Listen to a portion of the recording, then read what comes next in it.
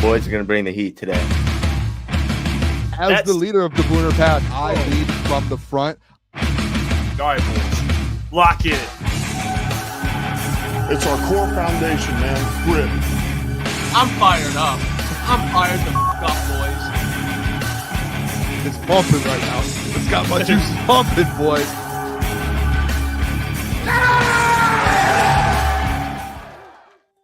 Welcome to Crunch Time with Jeff Booner and Lukas. It is Tuesday, February 25th, and we are here to recap Media Day in Indy at the Combine, which we will be there Thursday to Sunday. So we will be there later in the week doing shows from there. But Dan Campbell, Brad Holmes, Ben Johnson, everyone said some interesting things. Andrew Berry, the Browns GM, said some interesting things. We're going to dive into all of it today.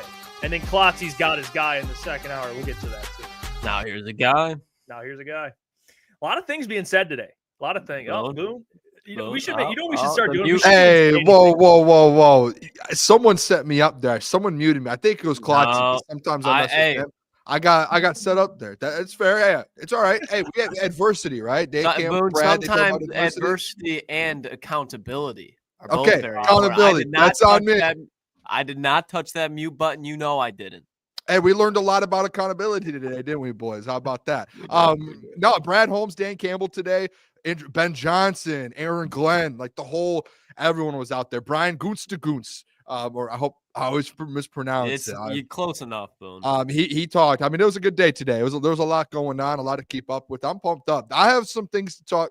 I have some things to say about all of this. I'm excited, to be honest. I think today was a positive out of in Detroit Lions world. I think it's positive things today, to be honest. There was some things coming out, Boone. I don't know about all positive, at least when you talk about the Myles Garret sweepstakes and all that, but especially hearing Brad Holmes talk, hearing to some of these, like Dan Campbell talking about some of the assistant coaches, definitely good, especially good things we're hearing about John Morton. So I'm excited to get into that. Pistons, Jeff, 7 straight. Talk about that later. I'm excited, boys. Great show. Yeah, I'm fired up. I'm going to give a shout out. Slink Pizza 02. He says, let's go, boys. Finally catching it live. Slink Pizza. Shout out to you. Appreciate you. Vincent says it's the best time, crunch time. Vincent. Vincent. Malik. It's crunch time. And then Phil said Jeff looks like a mugshot. So, you know what, Phil? I appreciate that. Do I? Do I look like a mugshot? You know, Klotzy. No, we don't need to bring that back from the archives. We don't need to do that. Oh, what, the picture that I have? The Bleacher Report screenshot. Yeah, the Bleacher Report.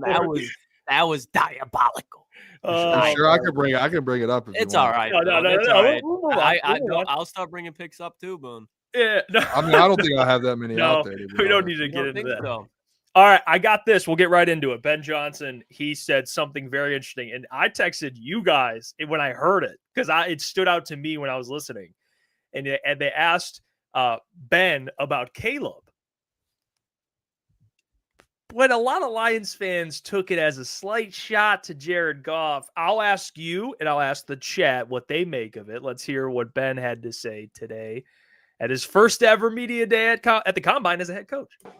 Out of structure, the off schedule, the creation, that's what stands out the most, because that's really the way that this league's going right now. It seems like as much as you want to make it pure progression, 1 to 2 to 3, there's just too much variety. The pass rush is coming down, and to have an athlete like Caleb extend the play and potentially find an explosive down the field, that's what gets me going a little bit. I get excited thinking about that because I haven't really been around that since I've been in the league. But I've been on the other side, and I've experienced it. And it's demoralizing when you're on the other side and you're watching that happen to your defense. That's something. A lot of talk from Macaulay Culkin over there from Home Alone. I know that. Let me. I don't know about that. That was a bad comp, Klotz. I'll call it how I see it. That was a bad. He does not look like Macaulay Culkin. Let me tell you what I took. Let me tell you what I interpreted this as. Do I think Ben Johnson has bad intention? No, I don't think. He loves Goff. I don't think he meant it in that way. Even though Lions fans are probably going to take it that way. He's coming at Goff. I don't think so. I think he's being just really honest, which is a good thing, I guess, for your head coach. He's just really being honest. And what he's saying is facts. It is factual. Look at the 4 players, the 4 quarterbacks left in the playoffs. Like, he saw it firsthand, all mobile quarterbacks. And with the league now heading in the direction of favoring the offense, favoring quarterbacks, guys that can move, guys that can extend plays, guys that can go get a first down for you when the plays everywhere, it helps. Now, is that the end all be all just because you're mobile makes you great? No, it doesn't. And I want to make that, I'm not saying Goff's all of a sudden this terrible quarterback. No, not at all. But no one, I don't think, can deny that if your quarterback's mobile, it helps. And I think that's what Ben was saying with Caleb, is his mobility helps. Do you think Ben will be running these quarterback draw play? No, he's not going to be. But it helps to extend. Yeah, I don't have a problem with what he said, and I don't think it was a shot at Goff. I don't. It's just factual. That's all it was. Just facts. I do think there's a couple ways to take this. One, obviously, it's I think the main point, not even just the main point of it, the point of, hey, there are different quarterbacks in this league. There's the mobile quarterbacks, there's the playmakers, there's the Patrick Mahomes types, the Josh Allens, and that's right now where people see Caleb Williams being. I think the bad part about this, Jeff, and hey, if you want to pick and choose and ignore some of the things that he said, we could do that. It does feel like there's a side to where when he makes those comments, hey, you can't win with a guy like Jared Goff. I see where people might come off as that. But I think there is the difference between saying, hey, I haven't coached a quarterback at that level when it comes to mobility and playmaking yet. But at the same time, it's like, hey, you just had a guy that took you to an NFC championship game who's been to a Super Bowl. Like, I don't think he probably wasn't degrading what Jared Goff does. That's how it looks in my opinion. Like, you do when you get to that level, Jeff, and you're a head coach, like everything you say is on a pedestal. You're correct. Yeah. He didn't think, he said some things a certain way. And I think one of the bigger parts, to be honest, not even the Jared Goff part, because Easy had posted it, and some people on the Lions, actually, some players started quote tweeting Easy, and Easy texts in our group and said, "Why are it was Kirby, by the way?" And he was like, "Is Kirby saying something to Jared Goff?" I was like, "No, listen to the end of what you have to listen to. What at the end of what Ben Johnson said." I don't know if you can bring up the video again real quick. We can get back to that. Can you bring the video up again? Play it one more time, because and just skip to the end of it, because at the end, the one part that Ben says is essentially, I've been on the other side of it continuously, basically, of a defense that can't stop a quarterback. And I think that's the side to where you see these players like Kirby Joseph. And I'll let you play it here real quick, Jeff. All right, this is the part you're referring to. Yeah. Because I haven't really been around that since I've been in the league, but I've been on the other side and I've experienced it, and it's demoralizing when you're on the other side and you're watching that happen to your defense. So that's the part I think that's a little bit more like, oh, and then you see Kirby Joseph, that tweet from Kirby, and I don't know if you guys saw it in the last 10 minutes, Amik Robertson quote tweeted Kirby and goes, yeah, it does feel like a little bit. I think the biggest shot here is Ben Johnson going at the defense, being like, these guys couldn't stop anyone, and I've had to deal with this for the last few years. Like, I think that's the biggest thing. And I you know what? Kirby has a right to kind of be a little bit frustrated on that end, because Kirby, the year that Kirby had, and I know as a defense there were times, but with the injuries and stuff, it's still. I mean, this is the Amik. Yeah. You feel me? You see what I'm saying? I think I don't even think the Jared Goff part's the worst, because I think you can make the argument, obviously, the playmakers in the NFL. But I think the defensive part there with some of these defensive guys, like, what was that shot for? That you've been on that end of it? Like, that was just for no reason. I think that's a little bit more so the part where you're like, oh, man, that's a tough one.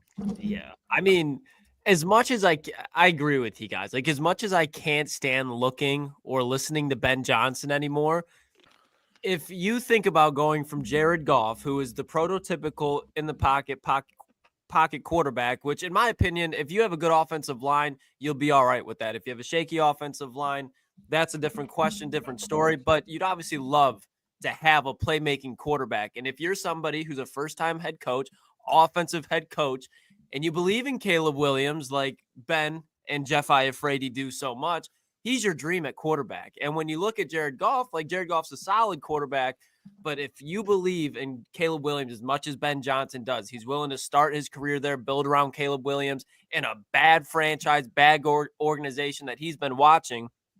You can't fault him for what he said because it's completely true. And shout out to Easy for that post too. I don't know how he's always managed just to get these players interacting with him, but shout out to him for that.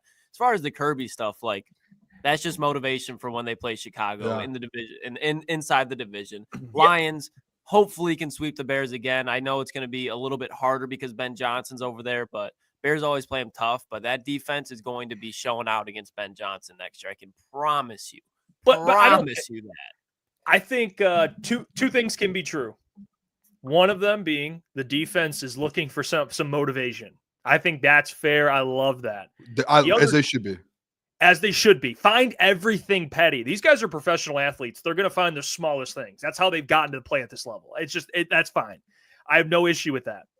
The other true thing is I don't think Ben said anything disrespectful. I don't. I think he was just honest. And sometimes, guys, when there's situations where you're very honest, and sometimes it gets you it comes off the wrong way. Like, I don't think Ben said like, oh, I've been on the other side of it. I think he was just genuinely being honest. Like, it's tough to guard. And I think Aaron Glenn would even admit that. Like, guys that are mobile, it's just tough. Like, it's tough to manage these guys.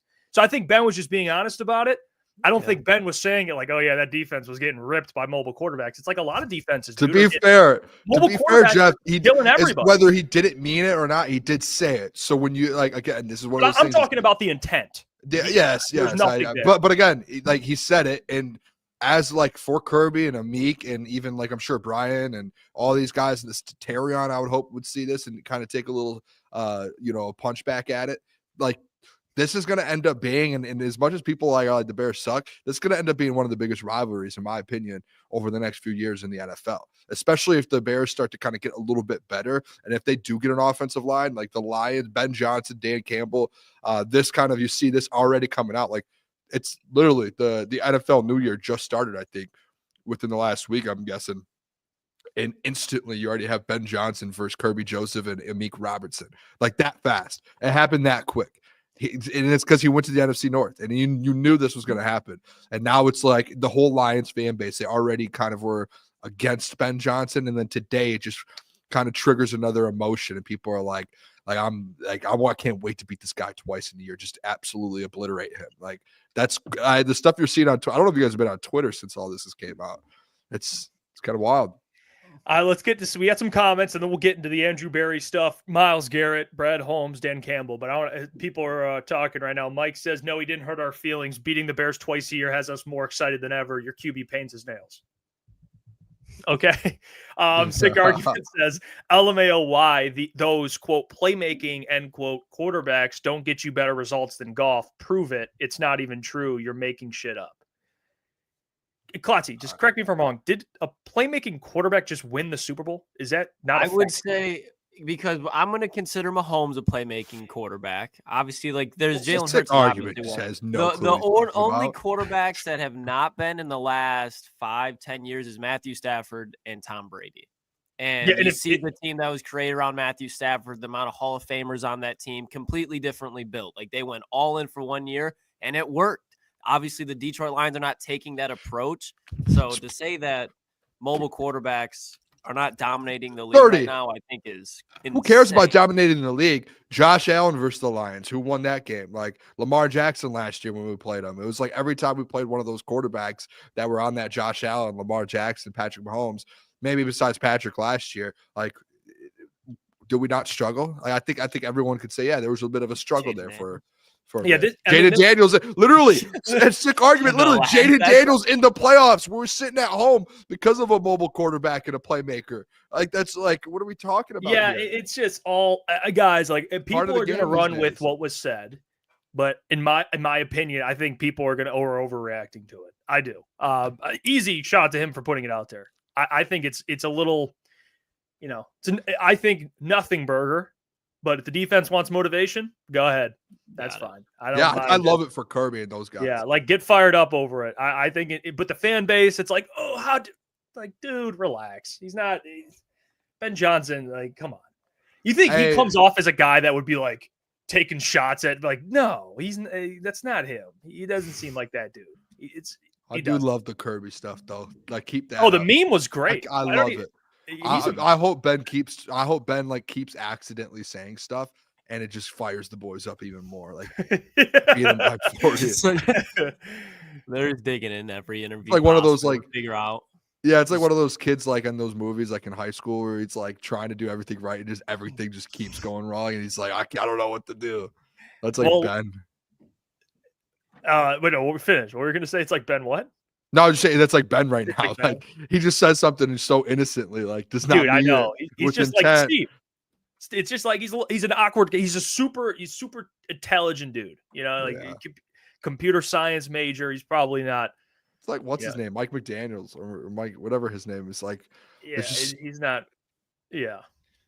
All right, let's get to this Andrew Berry stuff because Lions fan base, man, was up. It was, all the people are dunking and, oh, hey, look it. You heard it right from the horse's mouth. Andrew Berry's not trading him. And he reiterated again, he's not trading him. And then the Lions, Brad Holmes spoke about that, and we'll get to that afterwards. But first, we'll stick with the Browns because I want to ask you guys, and I'm going to share my thoughts on whether I think Myles Garret will be traded or not. Because just because Andrew Berry comes out and says we don't want to trade him, let's hear the clip and then I'll share my thoughts on it. But here's Andrew Berry when asked. I think the first 7 questions were about Myles Garret. So he had a should be. Yeah, Tony, I think if you by that you mean the trade requests, I think trade requests, they happen across the league all the time. And I think, at times for individual players that they'll have certain interests during different parts of their career, whether they're a young player, a veteran player, things like that. It's not unusual. It's not the first for us. It probably won't be the last. It's not the first across the league. But we respect and appreciate Myles, and like I said, we're not interested in it. All right, there you go. And credit to Nolan Bianchi, Detroit News, for that video as well. Listen. You can come out as a GM and say, "Oh, we're not going to trade him. It doesn't make sense for our football team." You can play hardball, but in sports in 2025. Typically the player usually wins. That's just how it is. Yeah. The players are going to win because they're not the NBA with player empowerment. The NBA has a ton of player power, but the NFL, like Myles Garret, the player he is, you don't want to be the guy you're forcing him to play in Cleveland now. Now you're turning it not only to a bad PR situation where you have potential free agents you want to sign. Not that anyone wants to go to Cleveland, but let's say hypothetically they do. That's going to be like, what the heck? Like you're forcing this dude to play here, and he's gave his whole career up to this point to Cleveland and hasn't won, and you're still forcing him to play out his contract. Like I get, he signed a contract, but think of it like if this was the Lions, with this new regime. I would like to think that they would take care of their player if they felt like a player was unhappy at some point. Like that's what good organizations do. And the Browns, I think, are setting a bad precedent with this. And I do think they're going to lose this battle at some point. Like, I don't think they can just keep saying we're not going to trade him. Now, we'll get to whether the Lions or it's going to happen. But I think just all NFL trading Myles Garret, put the Lions aside, I still think something will happen because the Browns desperately need players that are cheap to play now. They have to get rid of guys. We just went through the Greg Newsome stuff yesterday. They're in such a bad situation cap-wise. They can't play hardball because they can't really afford anything. So they need guys that can come in and play on rookie deals. They need picks. And I know a guy that can get you a ton of picks. So I think they'll break it. I think they'll break it. I think they have to. I mean, the numbers that they have in their building, as much as they paid Deshaun Watson and just everything with their cap space doesn't make much sense. And a player that comes out like Myles Garret, he's one of the faces of the NFL. And it seems like too, at least with the reports and everything you hear, it's like he's comfortable to say, hey, I'll take this as long as we need to. I'm very comfortable if I need to sit out, this, that. And I think the biggest thing with Andrew Berry is I don't think Myles cares about the money or any of that. It's he wants to win. And when you do break down that franchise, is there maybe they can make a move here or there to where they maybe compete a little bit. But in the division that they're in and in the AFC, they don't have a quarterback right now. They like, and that's like that's the number one thing in the NFL. It's like, do you have a quarterback to go win a Super Bowl? And Myles realized, hey, we have so much, like the cap space is so messed up here in Cleveland that like this is not going to work out. And I want to go somewhere where I can win. And then this is what I tell people all the time, like, a situation like today, and everyone puts out all these tweets. Oh, Andrew Berry says he's not moving Myles Garret. It's over. Talks are no. How many? Just like Andrew Berry, it's just like he came out and said, "I'm not looking to move him. It's not going to happen." And he goes, "There's been players all the time who have asked for trades and end up not getting." Well, there are GMs all the time who lie and say they're not going to do something, and they do it. Like that happens more often than not. So like if you want to look at this side and say, oh, he said it's not going to happen. And he says, hey, players ask for trades all the time and don't end up getting traded. Yeah, that does happen. Yes. But also what does happen is GMs come out like this and then they still get put in spots where they have to move on from a player. And I think it's going to end up getting to a spot, boys, with Myles Garret to where they're going to lose a lot of leverage, in my opinion. Like if the Browns don't make this, let's say from now until the draft, and they try and hold it out through the summer, like you start losing leverage. You really do. And Easy said they can move him before June 1st. They can't move him until the money they move money around. I think you're talking about Myles Garret, which makes sense. But at some point, like if you just keep saying, I'm not doing it, and he gets to a point to where he's sitting out of camp, he's doing this, like you start to lose a lot of leverage because then teams are going to start asking for less and less and less or offering less. So he's got to play this very smart. I think it's the same thing with Andrew Berry did what it is with Brad Holmes, to where these guys are playing their cards very, very close to their chest. He makes those comments today, and I'm sure we're going to watch the video, but you could take it away to where it's like, hey, conversation's over. Oh, no. Like Brad's still playing this close to his chest. He was never going to come out today and be like, yeah, I'm going to pursue Myles Garret. Like, no, he's not going to do that. Like you lose all your leverage there. So you have to sit there, and Shane Smith said it. GMs lie, and that's a fact. They're going to lie, and they're not going to tell the full story of everything because they want to be able to get the most out of a player and vice versa. So, yeah, I don't think is it that big of a news? Like, yes, because it's Myles Garret. It's probably the biggest news of the offseason. Will he get traded? I would probably say yes. Like, in my opinion, he will not be on the Cleveland Browns next year. Yeah, I don't see a way that Myles Garrett's not traded. He will be traded, but I would not be surprised at all if Andrew Berry holds out till post-draft. So that way, Cleveland's obviously in prime draft position, but this is kind of a weaker draft class. Maybe not at the edge spot, but Cleveland needs everything. Offensive line, quarterback, running back, wide receiver, tight end, entire defense. So if you look forward, they have the number 2 pick right now. You can snag a guy if you don't want to go quarterback like Abdul Carter, Travis Hunter, Mason Graham, get that pillar. And then post-draft, now you can deal Myles Garret into a draft class next year, which you're going to be in a bad spot again. You're going to be at that top 5 pick range, and you can have more assets in a more valuable draft class. I don't think, Boone, I agree with you. If you hold on for him a long time, he will devalue, but I would expect them to move him before the season. At the end of the day, it's Myles Garret. People know he wants to play football. I don't think it's a Hassan Reddick thing. I'm not saying that's what you're saying. But I think teams know that it's Myles Garret. You're going to get 2 first-round picks most likely regardless. So invest that into a better draft class after you already had what would hopefully be a good one drafting a guy like Abdul Carter, or if you believe in Cam Ward or Shadur. So I don't blame him for wanting to play hardball pre-draft. Hold on to him, even if you trade him during the draft. I don't care. But I think if you can have long time, because Andrew Berry's got a lot on his fucking plate. You got to worry about Deshaun Watson, now Myles Garret. If Myles Garret is gone, now you got to kiss Denzel Ward goodbye. Greg Newsom's getting calls. JOK just got hurt with a possible career-ending injury. So he's got a lot on his plate. So in my opinion, he's looking at the draft and be like, okay, what are we doing with the number 2 overall pick? Get through that stage. Okay, next, let's take care of Myles and go from there. I just say real quick too, last thing on it. I just think when you get to a certain point, like if you do get to the season and Myles isn't moved and he says, hey, I'm sitting out, you lose out at that point. Like if you're going to risk everything there at that point, because if you get to the season and you get to week 1 and he says, I'm sitting out, then teams are going to be like, all right, we're going to offer you, like, we're going to take a first-round pick away. And they're like, no, we want 2. And they're like, no, we won't give it to you. And they're like, he could just sit over there and not play. Or you guys can get one first round instead of 2. You know what I mean? Like instantly leverage change. In my opinion, like that's how I look at it. I could be a little off on that and wrong, but I would think like as soon as the season starts and he's not playing on the field, that's like, hey, assets start getting taken away if I'm Brad or if I'm a different team, because I'm sitting there like, hey, you can just let him sit there all you want, or you can take the minimum now from him. So This comment has me weak. Yeah, there's no way. People forget what that family? Remember the Eli debacle going to New York? Oh yeah. Oh, he's not. Yeah, he ain't will going not to let that They're going to happen. make sure he ain't going to the Browns. There's no way. Yeah. I mean, he won't. The Lions were Giants there. Owner should not let them take a quarterback. Like if you're the Giants owner, you should say Abdul Carter, Mason Graham, and then you're getting Arch Manning going into Eli's former team. Let him coach him up. Come on now. That makes sense, but not Brian for Dable will probably fight. Yeah. He's like, I ain't gonna be able to coach Arch Manning, so I'm whatever.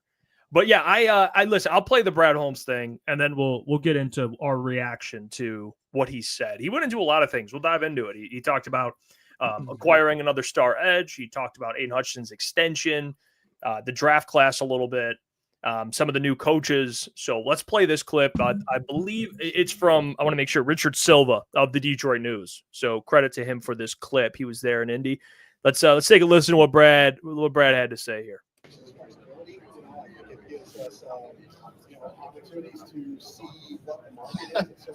Yeah, it's look, it's like I told you guys, it's hard. You know, it's not a lot of those guys available. Like, I say, so we lost a star pass rusher, right? Well, just because you lose a star pass rusher, there's not much so many in the league, anyways. And so, just because we lost a star pass rusher due to injury, that doesn't mean that other teams are going to say, hey, we have a star pass rusher. I know you lost one, but we have one. Would you like to have this one? No, that's a star pass rusher for that team, and they're trying to win games. So, and it's not just a trade deadline. It's, free agency and during the year. Like, those guys are hard to find. That's why it's called a premium position. But yeah, it's those guys are hard to acquire, and it's hard to keep them financially. Again, we have one that's due for an extension, and we've already kind of gotten to the planning stages about him already. And so when you talk about adding another one, it's like, well, all right, can you financially add another one, because you want to add the other one on top of everything else that you have, and that makes it tough. Okay, so I mean, we have another clip here talking about more of getting another edge rusher, but he said it in there. The clip that I played had the Aiden Hutchinson comment in there, because that was his main point. Is like, we already have a dude we're going to pay. To have two of them is going to be hard. So let's play this clip, and then I'll give my thoughts on that. Yeah, we'll react to it. But yeah, this is on our Crunch Time account. Brad Holmes talking about the one player away, adding another edge. I love this, by the way. Him answering. This is right from the horse's mouth. Let's take a listen. Like, why not 2 or 3? Or shout out to Doc. Shout out to the Doc. That's my point. Is, look, yes, I mean, in seriousness, but also transparently letting you know, like, look, we're not just looking for one high-end rusher. Well, we have a high-end rusher now. We want to have another one, yes, but we'd like to have 3 or 4 high-end rushers. But that's just not always the reality of what you're able to do. So it's definitely not being ignored. Look, I want to say all the conversations that I have with GMs, throughout the year when we're bouncing off each other, what you need or what we need to improve our roster. I can't remember a time where pass rushers ever been omitted. I mean, that's what everybody wants that. So, it's not going to be ignored. I don't know. Again, I don't know if that's the one player away. I think I've been pretty clear about that part, because So yeah, he talked about the one player away thing. How ideally, in an ideal world, he would like to have multiple edge rushers. Like, again, all the things, and he reiterated today too how much he values the trenches. I just love hearing him say that, just like reminding people, like, hey, I value the trenches. Fun fact, I think most people should know this, but Brad Holmes, former defensive lineman, like he values the trenches. He understands the importance of that. Yeah. Now, to react to his comment about Myles Garret, I understand it. Like, it's going to be hard to pay everyone and get Myles Garret. I do. The premise I was going off of is, hey, listen, you got a roster that is primed right now. It's a very, very good roster. We've talked about it before. We all agree you're going to get Aiden back. You have you have defensive pieces, probably a question mark at cornerback. We're going to see what they do there. But on offense, they got all the pieces. There is a window. Now, when you have a good GM that can draft well, he extends the window. But there's no doubt. I mean, I would just disagree with anyone that thinks there's no window. There's always a window. It's when your players are the cheapest and they're playing their best ball, or at least at a very high level. And the Lions have a ton of dudes that are playing at a high level that are making, in comparison to what they should be, pennies. Yeah. So when you have a window like that with cheap, really good players, that's your time to be more aggressive, to try and really win that thing, win the Super Bowl, because at some point that bill is going to be due, and you're going to have to pay a Kirby, like they will, or an Aiden, who will probably be the highest defensive player paid in the NFL. You're going to have to pay a Brian Branch. You already have Goff's contract kicking in. Oh, yeah, you have Amon-Ra, Penei Sewell. Like, it's just hard. And then you get restricted in free agency to really do anything. You sign cheap deals, guys, flyer deals, and you're looking for immediate impact from the draft, which can happen. But my point is to maximize the roster. You got to be a little aggressive. Now, does it mean just Myles Garret? No. It can mean, another player via trade, or it can mean free agency. We've talked about guys on the edge that we really like in free agency that aren't expensive but still are pretty good players. It can come in different ways. But that's where I'm coming from with this. Like, I still think the Lions need to apply pressure and stop doing, and I don't think Brad will, but the Marcus Davenports that you've always hated, Klotzy, like those type of deals, you got to start getting just dudes. Maybe not Myles. Yeah, dudes. There's like levels to it for sure. And I think like the biggest thing too, it was at the end of that video, Brad said it, and he says, hey, like the edge rusher position, it'll never be ignored. And he's like, and he said it today, like he's very aware that they need to figure that out. And I think he knows it, they know it, and they're looking into every single option. And that was like today, there was a whole situation with the Myles Garret. Is that whole saga over? Is it because he did say at the end of it, he goes, probably not, when asked if the money would work for that, or if it would work with Myles Garret. He goes, probably not. But does that mean like, hey, all of these options are done? No. Like, I think Brad, the opening statement of that whole thing was, obviously he was a little sarcastic, saying I would love 1, 2, 3, 4 elite and star pass rushers. But then he carries on to go like to say, like, hey, like this is something I'm very aware of, that I need to get someone else in here with Aiden Hutchinson. So it's not something that he's ignoring. He knows it. It felt like today when Brad makes those comments, and we had the back and forth today, but like when Brad makes those comments, say probably not, just based off Myles Garret, like that doesn't mean another high end or another pass rusher or a Josh Sweat or these guys. Like that doesn't mean all of these are completely out of the picture. I think Brad is good enough as a GM to say, hey, I'm going to take a look at every single person and I'm going to figure this out. I'm sure he's reached out to Cleveland about Myles Garret. And if he's doing that, guess what? That means he's going to find a way to figure out the books for it. Just because he said, hey, it might not work, doesn't mean he can't find a way to make it work. And it's the same thing with all that. Now, I'll say this too, and I'm sure everyone will agree with me on this. The easiest way and the most realistic thing for it to happen, like situation to happen this offseason to fix the pass rush, is you opt into Zadarius Smith. You keep Zadarius Smith, and at 28 overall, you or even if you want to and trade up, you go get another edge rusher to go with Zadarius Smith.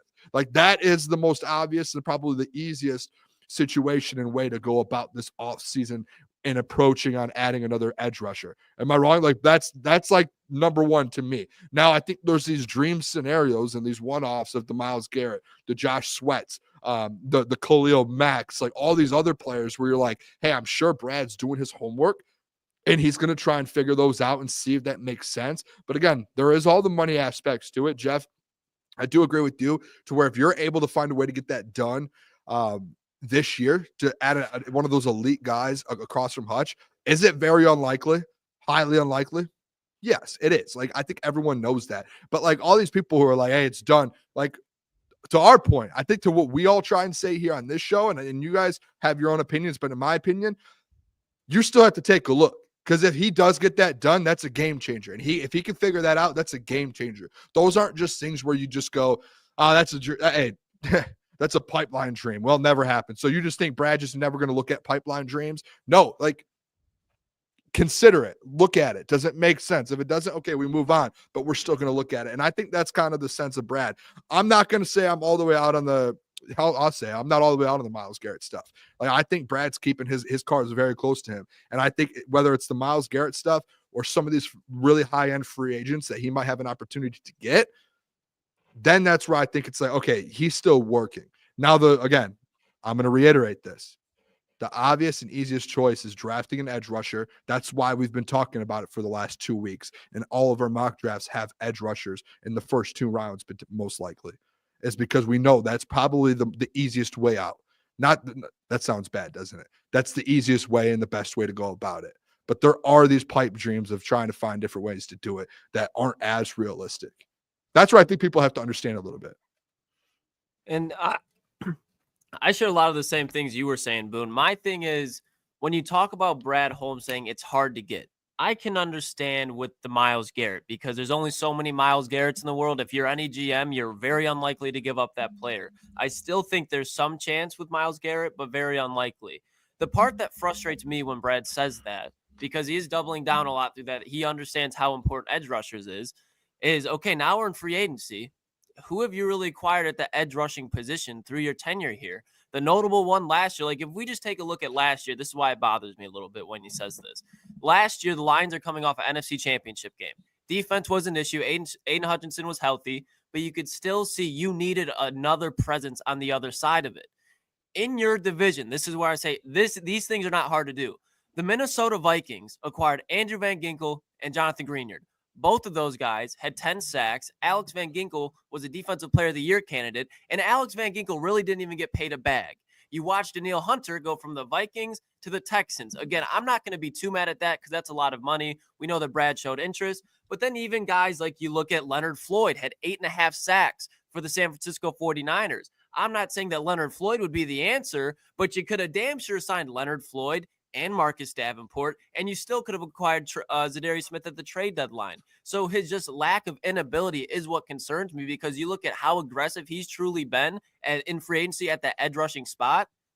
I mean, the man hasn't left first gear. Like I think the aggressiveness to actually go from plan A of wanting to acquire a free agent to plan B and landing these free agents is different. You have to start paying for what you're getting. There's no more of these 1 year, $6.5 million deals and try to get to the Super Bowl with that. How many Super Bowl rosters have done that? I'm not saying you have to go get a Myles Garret, just like you're saying, Boone, but we're seeing names like Joey Bosa very well could get cut. Harold Landry could very well get cut.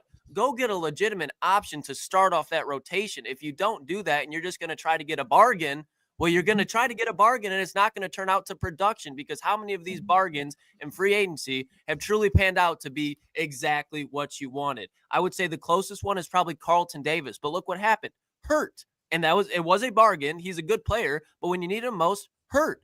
So he's got to pay for what he wants. Reader. He's done with the days of being cheap. I'm not saying go out there and start throwing bags because at the end of the day, Brad's not going to be doing that. But like right here, Brad is the frugal goat. Howie Roseman's not frugal. Les Snead isn't frugal. John Lynch isn't frugal. All the winning GMs in football are the last thing from frugal. The Detroit Lions are not rebuilding anymore. They are here. So start spending money like the contending teams do. If you look at all the dynasties, what do quarterbacks constantly have to do? Yeah. Take pay cuts, take pay cuts, take pay cuts because they're maxing out on star talent. They're not trying to be like, let's save 30. Let's save 20. And I understand you have to see the upcoming contract with Aiden Hutchinson, but let's stop acting like they have no money to spend this offseason because sometimes it feels like that with the Detroit Lions. He doesn't have to go out there and get an all-pro, but get a guy that can actually do something that's proven, not coming off an injury. All right. I'm just going to, one thing you said, Klotz, I can't remember the exact word you said, but you basically said, like, the terminology you used sounded like you're like, Brad's terrible at this. I can't remember the exact words. We'll have to go back. I disagree with that. Like, I agree with your, but like, listen, like, this is, okay.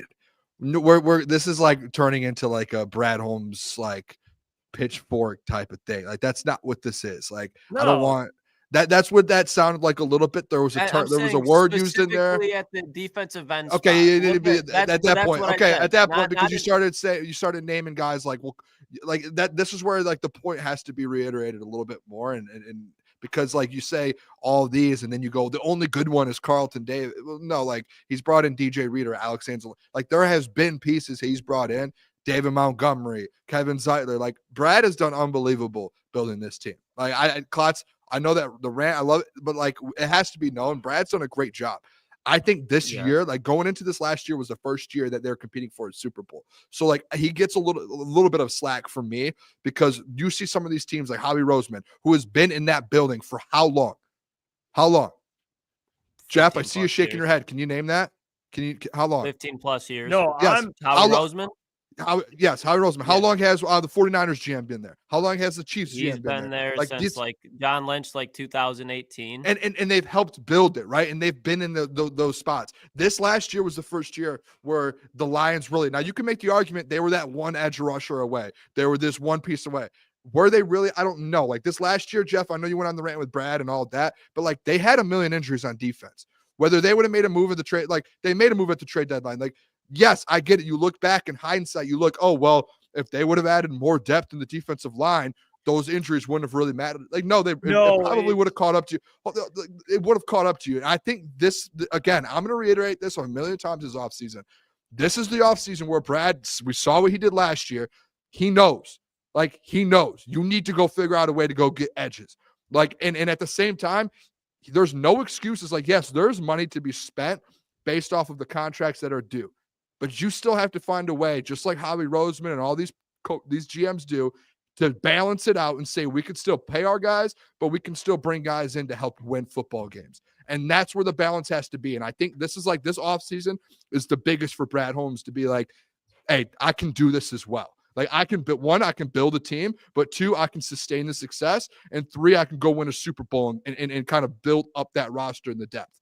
Because it's hard for me to like really just go at Brad over the last 12 months in hindsight, because he has brought in great free agents. He has built the team, not just out of the draft, but also free agency. It's just the nitpicking of the one edge rusher or the Marcus Davenport signing instead of getting to Jonathan Greenard or one of these other guys. Like that's it. But if he has this summer to figure it out. And I think he knows that. And I think there are people who want to have these big takes and be like, Brad sucks at this point. Like, no, he really doesn't. It's just, there's just one problem that he has, and it's fixing this edge room. And once he gets this defensive line, like if this defense is healthy, you're good. Once this defense is healthy and you add another piece to it, you're good. Like that's, I think, where people are kind of starting to veer off a little bit. And I will give a little bit of grace to Brad Holmes instead of just trying to be like, oh, no. Like, no, like he has built an unbelievable roster besides this one sliver. I think that's what Klotz was saying, though. If you were talking about the edge position, he's not talking about the roster. And when, just so I can clarify. Yeah, but you got to be more specific because you start bringing up the other players. When I brought up, for example, the other players, those were defensive ends that were signed outside of Daniil Hunter for not that they weren't that much money, and they were productive. And I'm not talking about those players. You didn't listen to what I'm saying. You brought up Carlton Davis. Let me react. You just talked. Let me react. But you're saying the wrong thing. I'm going to tell you when you're saying the wrong thing. When I bring up Carlton Davis, what I'm saying is those risky bargains. David Montgomery was not a risk. Alex Anzalone was not a risk. DJ Reader is not a risk. Kevin Zeitler is not a risk. Carlton Davis is a risk. Emmanuel Mosley is a risk. Marcus Davenport is a risk. And look at where those are at. The positions of need for this defense over the last couple of seasons, corner and defensive end. He's added some real pieces like Amik Robertson, but at the end of the day, he was a 3-year, 19, 16, somewhere in between that. He was not a risk. Like there's no injury concern. You're not asking him to be your cornerback 1. You knew that he was going to be a rotational type of guy. My problem is when you trade for Carlton Davis, expecting him to be your cornerback 1, I don't think that's a true solidified option because you know he's going to get hurt and he's older. Marcus Davenport. That's where I'm coming from. I agree with you 1,000%, Boone, that Brad Holmes has built this team in a great way. Brad Holmes is an elite GM. All I was doing was shining that light on the issues because I do think like Brad Holmes is a great GM, but these are the things that have to be figured out, in my opinion, to win a Super Bowl rather than talking about getting there. Yeah, I mean, this, and I've said this when I ranted about the Brad Holmes stuff, is like I don't think I even have to say like Brad's a great like that's already a known thing. Like we shouldn't even have to like remind people like we love Brad. Like that's not like it should be known he's a great GM. But there are things you can say like you the Davenport the Flyer thing, and whether you want to give him grace or not, Boone, that's fine. Like we don't have to argue about that. I don't even look at the injuries. I think it's unfair. If I'm going to say, well, I didn't like the Davenport signing, you're like, well, it didn't matter. There was not you, but if someone were to say like, it doesn't matter, there was injuries. I'm like, I don't care about the injuries. I'm talking about the actual signing. I still have a problem with it despite the injuries. Like, I don't think that was ever, we already knew how that was going to end. So I think I agree. We all agree with you, what you said. Yeah. This offseason is big, whether we did whatever, we can bicker about the past, whatever, but moving forward, we all agree, like no more Davenports.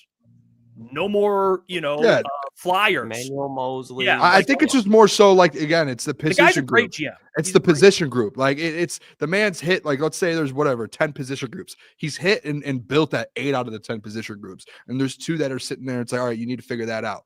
And again, like if they're outside of Davenport, even with Hutch, and with the commit and like just handfuls of guys, like the Carlton injury, who else am I missing? The Aleem injury. Like, if some of these guys who you're just not expecting, like, yeah, you can blame it and say, hey, the Davenport, these injuries, right? The guys that he signed that are injury prone, and you know that. But like the guys who weren't and got injured, it's like, hey, if you have those guys, like, it's not like he still had the defense built last year, right? Like, you can't deny that. And if you do, you just didn't watch the game. Because, Jeff, you were telling me in week 17, 18, you were like, if this team didn't get hurt, we're in a better spot. But since they're hurt, the season, like, you're probably going to lose in the playoffs. Like, you were the one telling me that. So you agree with that point.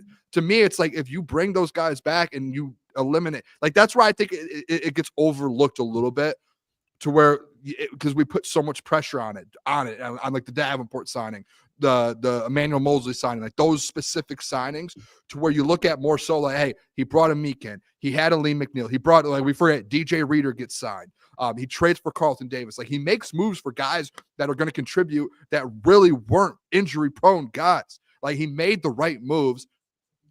And then it's like these random things start happening. But again, if you just replace if we're talking about like the Marcus Davenports, like those, like maybe Zadarius Smith, who's healthy, like you bring him back and you draft an edge, that changes everything in my opinion. And that's where I think Brad, whether like we think he needs to make a bold move or not, it's like, I'm starting to turn to, like, again, he can kind of not I'm not saying play it safe, but he can say, hey, let's bring Zadarius back and let's go trade up at 28 and trade up a little bit up and go get another edge rusher, go get a Jalen Walker to replace Derek Barnes. And now everyone's healthy, and look at that defense. That's just my point, my thinking. I don't know if you guys see where I'm coming from there, but like that's my thinking. And I think, to me, that's better than being like going out there and trying to reach on a Davenport or trying to reach on a guy who's been injured. Like, hey, no, why not just bring Zadarius back? Yeah, no. Why not go draft an edge rusher? And you have 2 guys, like Zadarius is always healthy. You have 2 guys, a young guy that just got drafted in the first round off the edge, and you have a 7.5, 8 sack guy in Zadarius Smith with the 15, 20 sack guy with Hutch coming.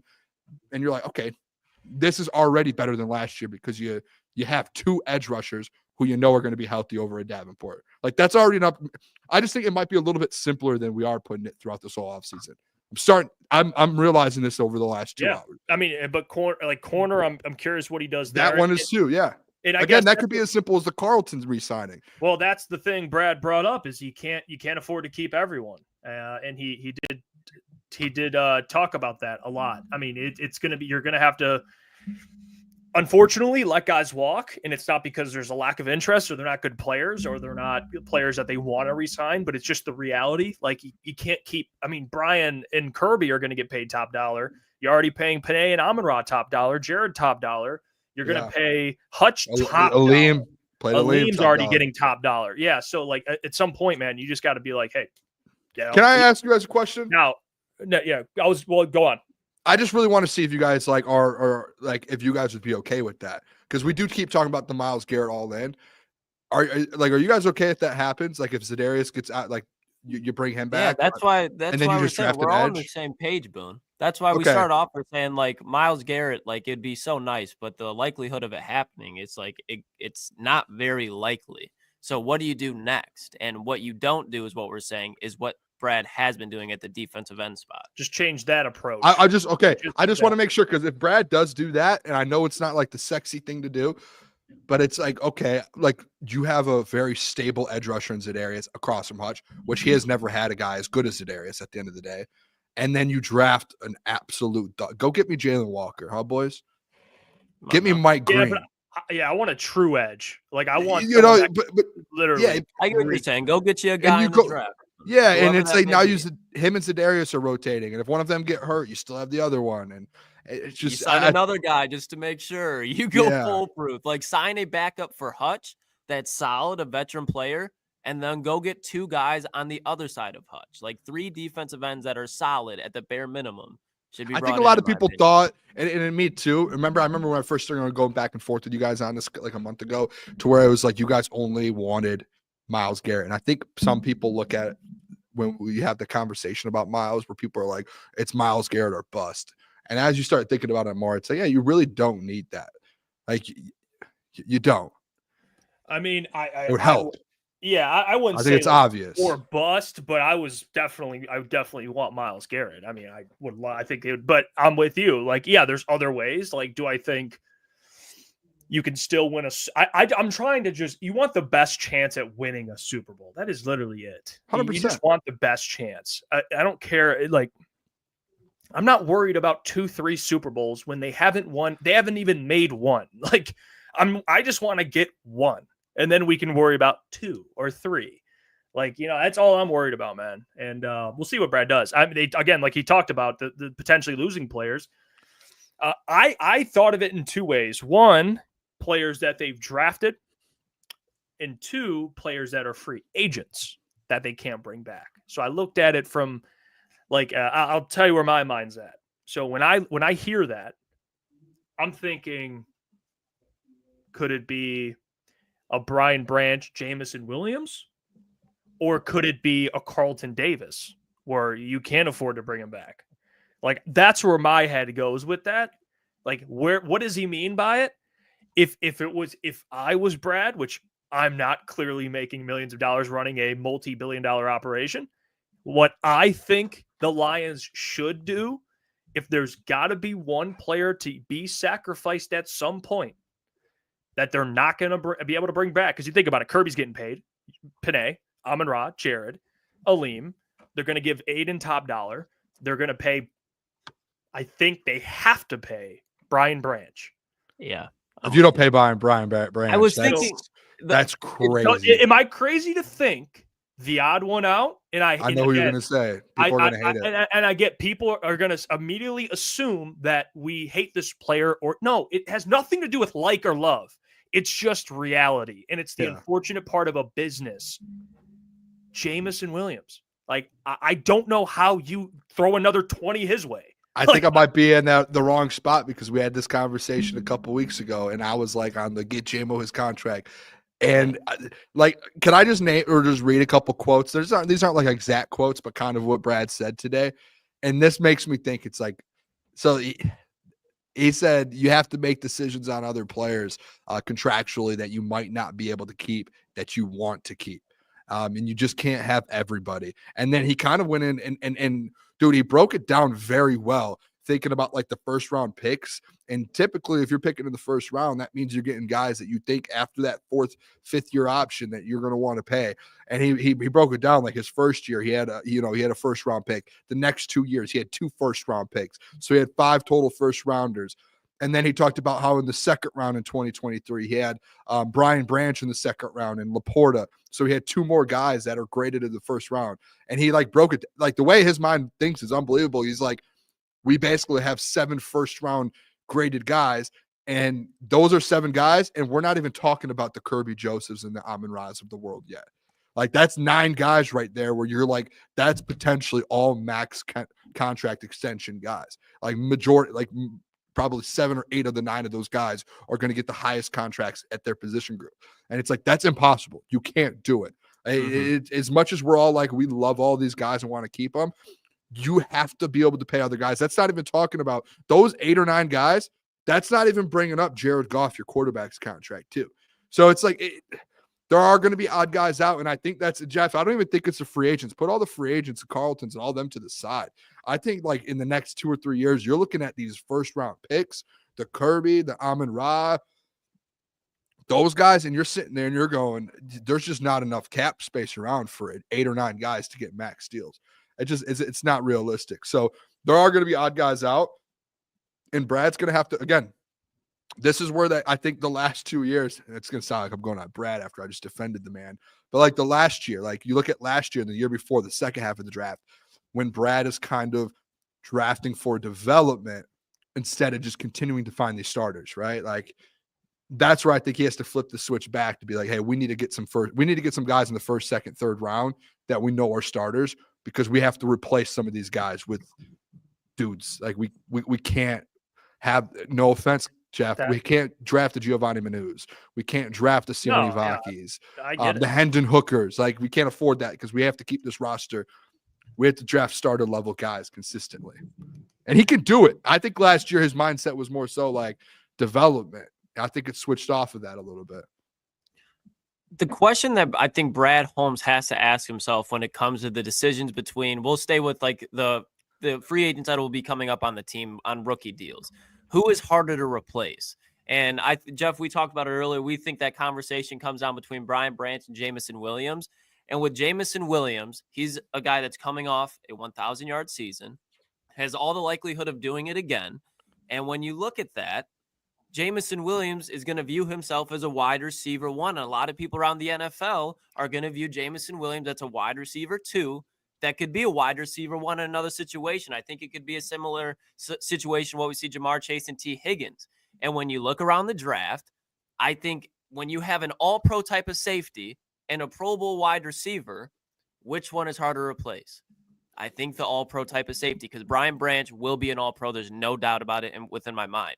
The other player that I think we do need to talk about a lot, because I think J-Mo is most likely gone, but there's going to be somebody else. And I'm very interested, and this isn't me. This is me bringing up the point just because you look at the position, and when you pay a guy like Lee McNeil $94 million, this is where it can bite you in the ass. And Jack Campbell, because Jack Campbell's a first-round pick. He's an off-the-ball linebacker. So you look at how hard is it to replace an off-the-ball linebacker if Jack Campbell doesn't reach that 18th overall pick expectancy where he turns into a Fred Warner, Bobby Wagner, Roquan Smith. If he doesn't reach that, I do think that you have to move off of Jack Campbell, given the money that's being spread around in this team, because if you want to stay young on the defensive side of the ball, but also stay cheaper where it matters, because you're going to have Aiden Hutchinson, Kirby Joseph, Brian Brent. Don't mean to cut you off. I just want to say it was with Jack Campbell. If he's not at that level, you have to understand he's not going to get paid. Like he's going to his contracts. You're going to be able to afford him. That's what your point needs to be. Like if Jack's not at the Fred, now if he's at the Fred Warner level, you can't keep him. But I think to your point, like if that's where I think I'm just correcting you. If he is not at that level, you will be able to afford Jack Campbell. I'm just throwing that out there. Because he was drafted at 18 doesn't mean you have to give him a max deal. That's not automatic. Like you're paying him what he's worth. And to your point, if he's not at that level, you're able to keep him. But that's my thing. You're expecting him to get to that level. So Jack Campbell, if he's going to be the first round pick we all expect him to, I don't think he will be there. So I think Jamison Williams and Jack Campbell are definitely guys that you have to watch, because even if Jack Campbell, you re-sign him and there's like that talk, again, there's so many guys that are re-signed. Is it cheaper to re-sign Jack Campbell for 8 to 9 a year, or go get a rookie linebacker in the second, third round that could be just as equally up there? Maybe not. We got to see where Jack's at. But I think there you can definitely look back in the recent drafts and find day 2, day 3, day 1 linebackers that can start right now with production. So that's where the conversation comes down to. Yeah, I would say I agree. I agree with the players we've discussed. I mean, I don't have too much pushback. I think J-Mo, unfortunately, I mean, look at it from a GM's, like put down, sorry, Booner, but put down the Kool-Aid for a second. All right. No shot at Boone. Hey, that's my guy. But put down the Kool-Aid for a second. All the fan, think about it. If you're thinking about positions, Brian Branch is one of the best at his position right now, at this point in time in year 2. In 2 years, I mean, you look at J-Mo. J-Mo's explosive. He's a really good number 2. But to pay him what I think he will be asking for will be tricky, especially, you can't afford it, but especially when you have a GM like Brad, who I think he's drafted 2 wide receivers, one in the first round, or I guess if you count Antoine Green, you can count him, but that was a 7th round pick. So I don't, I took a 4th round in earlier. Amon-Ra and J-Mo, and he was with the Rams. They got Cooper Kupp. I would say confidently that Brad's one of his strengths is wide receivers. I wouldn't have an issue. I would have full belief in Brad to go replace J-Mo with a good wide receiver too. Yeah, I agree. I'm so stuck on this Jack Campbell thing. I'm sorry. I just don't think I don't think linebackers the last. If you go look at linebacker contract, I just don't think it's now. Klotz, I hate to do this to you. Someone in the chat said it, but again, you start looking at these contracts, these 8 or 9 guys who want max deals. What did Brad Holmes do 2 years ago? Traded away TJ Hawkinson, redrafted another tight end.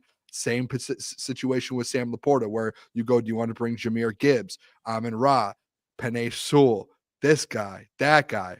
Guess who's in that mix? A guy that you're just going to ignore and not put in that mix. It's Sam. As much as we love him, and you said he's going to be a Hall of Famer, realistically, he's one of those guys in that conversation because he is one of those 8 or 9 guys who is going to have a payday in the next couple years. The same draft class as Jack Campbell. If you look at the pricing, a guy like Sam Laporta is going to be double the amount of money as a guy like Jack Campbell, to where you literally saw your own GM replace an all-pro tight end or a Pro Bowl tight end with another Pro Bowl tight end within the last 2 years. And I love Sam Laporta. I would love him back.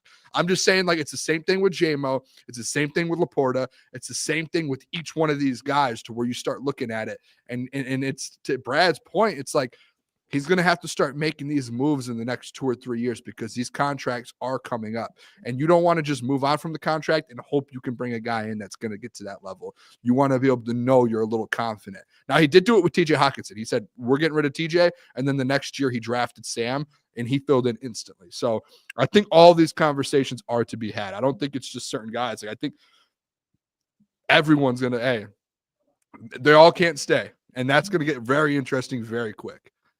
In the next year, it's going to get real. It is. It's going to get very real.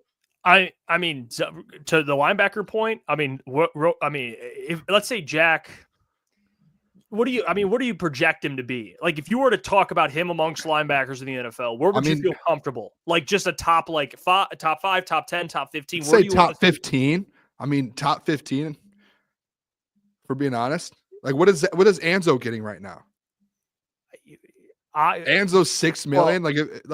That's where I go to, where it's you could pay both your linebackers $6 million, right? Here's the thing: if Jack, it's not a bank breaker, is a top 15 linebacker by the contract, it's a bad pick.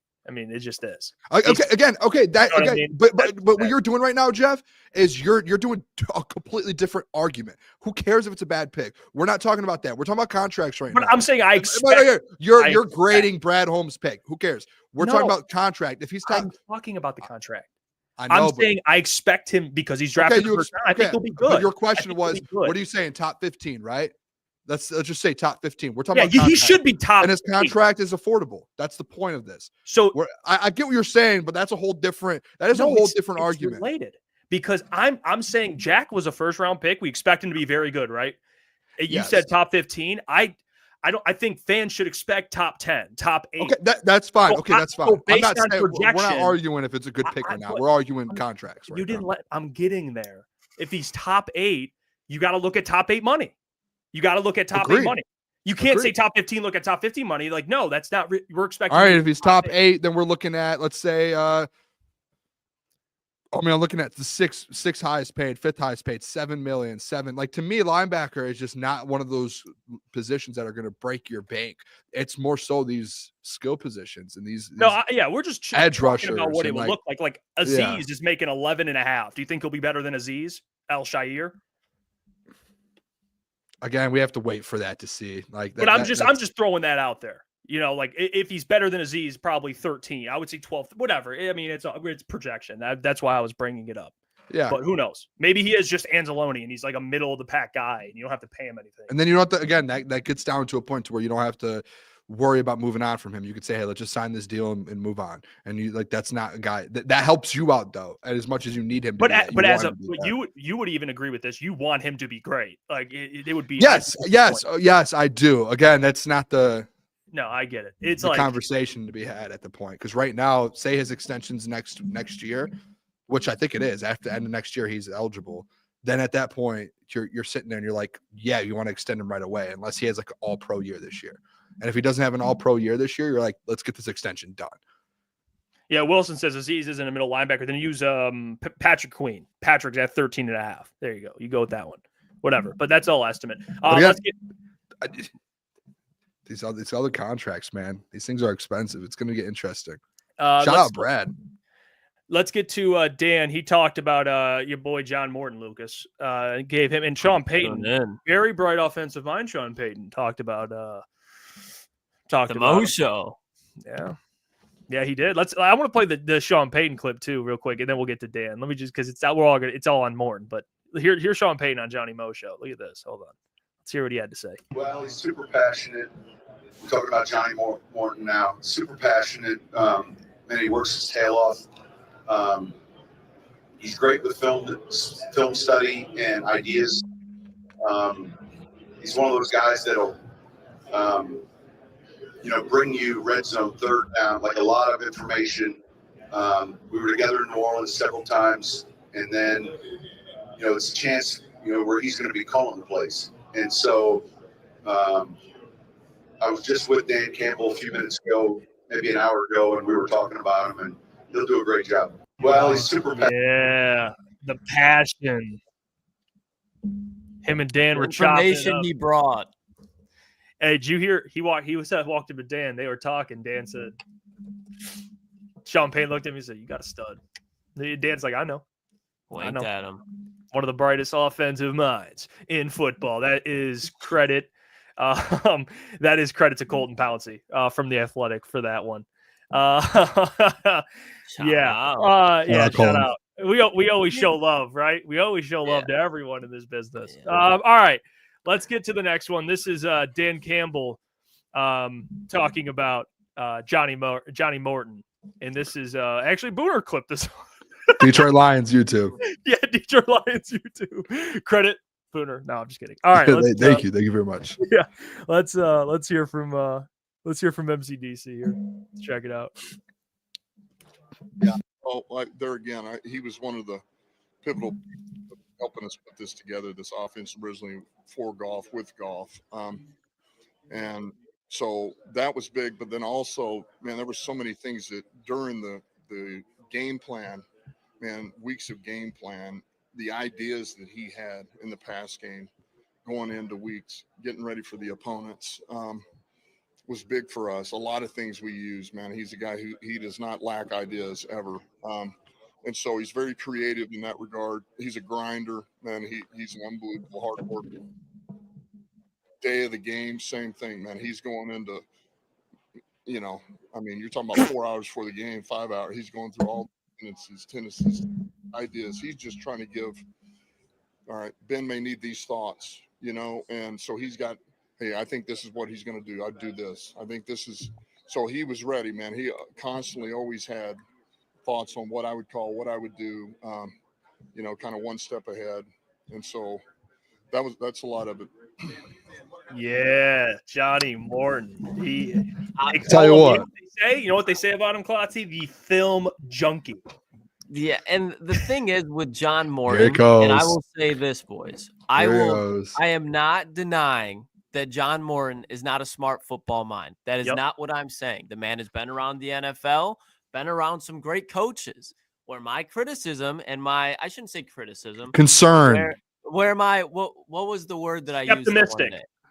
You're just concerned. You're concerned. My skepticism, my concern level comes from criticism. I think we've seen multiple times very good teams lose coordinators and they come back next year and they're not a bad team, but you can see that they've dropped off a little bit. Why is that? Because of the coordinators. For whatever reason, just the chemistry, even if they've been there, it's hard to replicate what Ben Johnson did in this team. When I look at the strength of this team is the offense. Again, I do not doubt that John Morton is not a smart football mind. Where my concern comes from is the actual play calling. I think it is a big step from designing the plays because I think that there are great minds who can design plays, but when it comes down to when to use those plays, when to use them, and situational timing. What does your 2-minute drill look like? I think there's a lot to go behind it, because when you look at just the loss of Ben Johnson, there is going to be chemistry there when it becomes between Ben Johnson and Jared Goff. The routes that Ben Johnson designs are going to be different than what they've been running the last couple of years. I understand that John Morton's been there, but now again, we can't act like it's okay. John Morton's here. Pretty much the same as when Ben Johnson left. Like, no, there's a learning curve. If you don't agree with that, again, go look at teams that lose their OCs and look at their offenses the next year. I would love to see a team that has a offensive coordinator to the level of Ben Johnson that hired a new OC and was exactly the level or damn near it. My problem and concern comes with the play calling. I'm not doubting that John Morton is not a smart football mind, but I do have a lot of concern when you look at the history of the NFL, the history of John Morton, and the play calling of this offense. All right, let's end this, because, Klotzy, you're like, situationally, I just don't know when they put this on the field if he'll be able to call the right. Dan Campbell, literally, 37. I don't know if you comprehended and listened, Klotz. He literally just said on game days and leading up to game days, John Morton was the one that sat down with Ben Johnson and had prepared Ben Johnson to go, if they run this defensively, you do this. If they do this, you do this. If they do this, you do this. He literally in 2022-23, when Ben took over, he sat down every week with Ben and said, this is what you do. And if this happened, like he literally did, like Dan just said it. So to me, that's play calling. Like he knows what he's going to be doing. He's adding in all of the plays. His mind, the offensive mind, Klotzy. You want it off, you got it. You got it at a different level. You got David Shaw in there, Scotty Montgomery, Hank Fraley, Dan Campbell. I'm not worried. I really am not worried at all. It's going to be tough. Like whether they go from, and this is where it's tough because, and I don't think you can take a victory lap for it either, Klotzy, and I don't think you can have the conversation. If they go from what they were last year, which was top 5 of all time, to like 4th in the NFL, 5th in the NFL, to me, that's fine with John Morton. Like, that's good. You can't be like, I told you they would digress. Like, well, no, duh. They were the 5th best offense in the NFL of all time. Yeah. Anyone could have came in here and they wouldn't have done what they did last year offensively. So you can't do that. But to me, John Morton's going to come in. There's another video here that we refuse to show. I don't know if actually Jeff has it now, where he's like, he helped us build everything that I've said since they've hired John Morton. Dan Campbell reiterated today. They worked with him in 2022, and he built this offense. He worked with Ben Johnson and helped Ben Johnson get to that next level. He's worked with Jared Goff and helped Jared Goff build this offense. Like everything that I've said, Dan Campbell said, hey, I've heard you, Booner. I've heard you. That's my thought process as well, Boone. And I go, thanks. Appreciate you, Dan. Yeah, prior to the John Morton. Did I just get called out there for my TDing or what's going on? No, I don't know, to be honest. That was an emotional conversation. What? All right, well, okay. Let me say this about John Morton. I've been You're killing it, by the way. I've been pretty consistent about it. Like, do I think John Morton is Ben Johnson? I do not. I think you're not going to get that. But what I am expecting is still a good offense. I think for me, I'm more positive. Like, I like John Morton. I like that Jared's comfortable. I like that he's familiar with this offense. I like that he knows a lot of the players. I like there's things I like, but I'm optimistic. And I'm realistic, in my opinion, of what I expect out of this offense, which is just a good unit, a very good. That's all you need. You need a really good defense, to be honest with you. That's what I'm really looking at. The offense, I think, will be just still solid. I don't think it'll be historic, but that's no. The thing I do want to see, I'm curious to see, is the play calling. I'm curious. I don't want to say I'm like as skeptical as Klotzy or cautious, or what do you call it? Skeptical, I guess we'll use the word you use, Klotzy. I'm not as optimistic. I think it was optimistic. It's a big word. You're out there. Can we agree everyone should be? Like, that's why I think it's not that bold of a take. Yeah, like, I think everyone in questions. I even think Dan. Because right? Wait, what'd you say? I even think Dan. Like, when you hire a new OC or DC, like you're still gonna, like, as you're going through it, you're like, I need to see how he's gonna do. Like, Dan's, like, I'm sure the first few weeks, Dan's going to have a little bit of a microscope. How is a play calling? What is this like? Like, we need to get like, this, to me, this isn't like a big, like, it's really just, I don't know about, for me. Like in That's all. terms of being an OC. Because my thing is like offensive mind. And tell me if you see this the same way, Klotz. I don't know. I'm trying to make the point for you, but I'm just saying in my mind, I just want to see it because even though I am optimistic, there are things you have to look at, and you're like, okay, he's been an OC once. He's been an offensive assistant. If he's so brilliant as everyone's saying, like Sean Payton even complimented him, why wasn't the OC in with the Broncos? Just make him OC. Like, why is he just an offensive assistant? That's where I'm like, I want to see him be an OC. And he's even talked, I think John actually has the quote on it. You can check it out. Sports Illustrated, Detroit Lions on Sports Illustrated, that he said, like, with the Jets, he wasn't ready. You know, he admitted that. He's like, it just wasn't, it wasn't a great situation for me. Like, okay, fair. I won't even look at the Jets. Like, okay, I got to see it now with this offense. So I'm optimistic. I like the hire. I don't think, out of the options you had available, it was like Tanner or him. So either way, it's still a relatively new play caller. John's just been around the NFL for a while. But yeah, like if there's everyone out there, I think if we all agree, like you want to see it, a little skeptical, like I can't push back on it too much. To me, it's the same thing with both coordinators, right? Like DC, to me, it's even more with him because he like Kelvin was playing 6-7 years ago. So like he's just getting into coaching, and this is his first opportunity as a DC. So like he's really learning more. So I think it's both ways. Like like if we're gonna have John Morton's questionable, same thing with Kelvin. Like, hey, I need to see what Kelvin can do. How is Kelvin a play call? How is he gonna? What schemes is he gonna do? Is he? You know what I mean? I think it has to be just the same on both sides because they're both new OC and new DC. It's the same thing all around the NFL. Like anytime you get a new OC and new DC, all right, how are they gonna use this offense? It was like last year. Even when the Eagles went from whoever was it Callahan or Callaway? Who was their OC? Brian Johnson. I think I was thinking of their DC. Brian Johnson to Kellen Moore. Like you're still like Kellen Moore's a great OC. He's been an OC his whole career, and everyone very highly looked at in the NFL. Successful anywhere he goes. Either way, though, when he gets into a new position, all Eagles fans are probably sitting there going, like, you better be successful here. Like, there's a lot of pressure here because we need to win a Super Bowl. But I think it's just at that level because they were expecting to win a Super Bowl at that time. I think it's the same thing with John Morton. Like, this is a Super Bowl team. The expectation's up there. So the question is going to be up there. Any Super Bowl team that adds new coordinators, boom, skepticism instantly, whether you're already good or bad. It's not. I think with Kellen, like you still, like to your point, you're still like, we got to win. He better work out. But at least you're like, well, in Dallas, he had one of the best offenses in the league, and he was calling plays. Agreed. Yes. So that's where it's like a little different. Like John Morton wasn't a play caller, So yeah. I'm interested. The play calling is the number one thing. I agree with you guys on that. I do. I really do. Well, I do think it was a good hire, though, just based off of the familiarity of everything all around. Well, yeah, we'll see it. We'll see it play out. Calvin Sheppard, you mentioned him, new coordinator.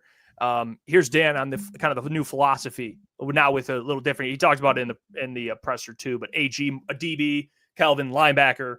AG's vision as a DB, a little different than Kelvin as a linebacker, even though it'll be a similar, I'm not saying the scheme's different completely, but just through their vision, what they're seeing on the field.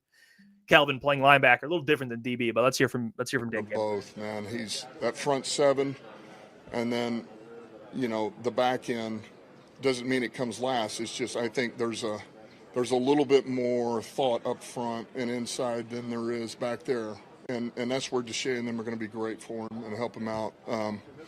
And so it's just a little different perspective. And there'll be some things that we'll tweak that in the system that we have been running that we think are going to help us, help our guys.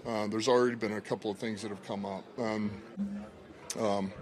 that's just the nature of having different guys, right? You just kind of have a little different belief system.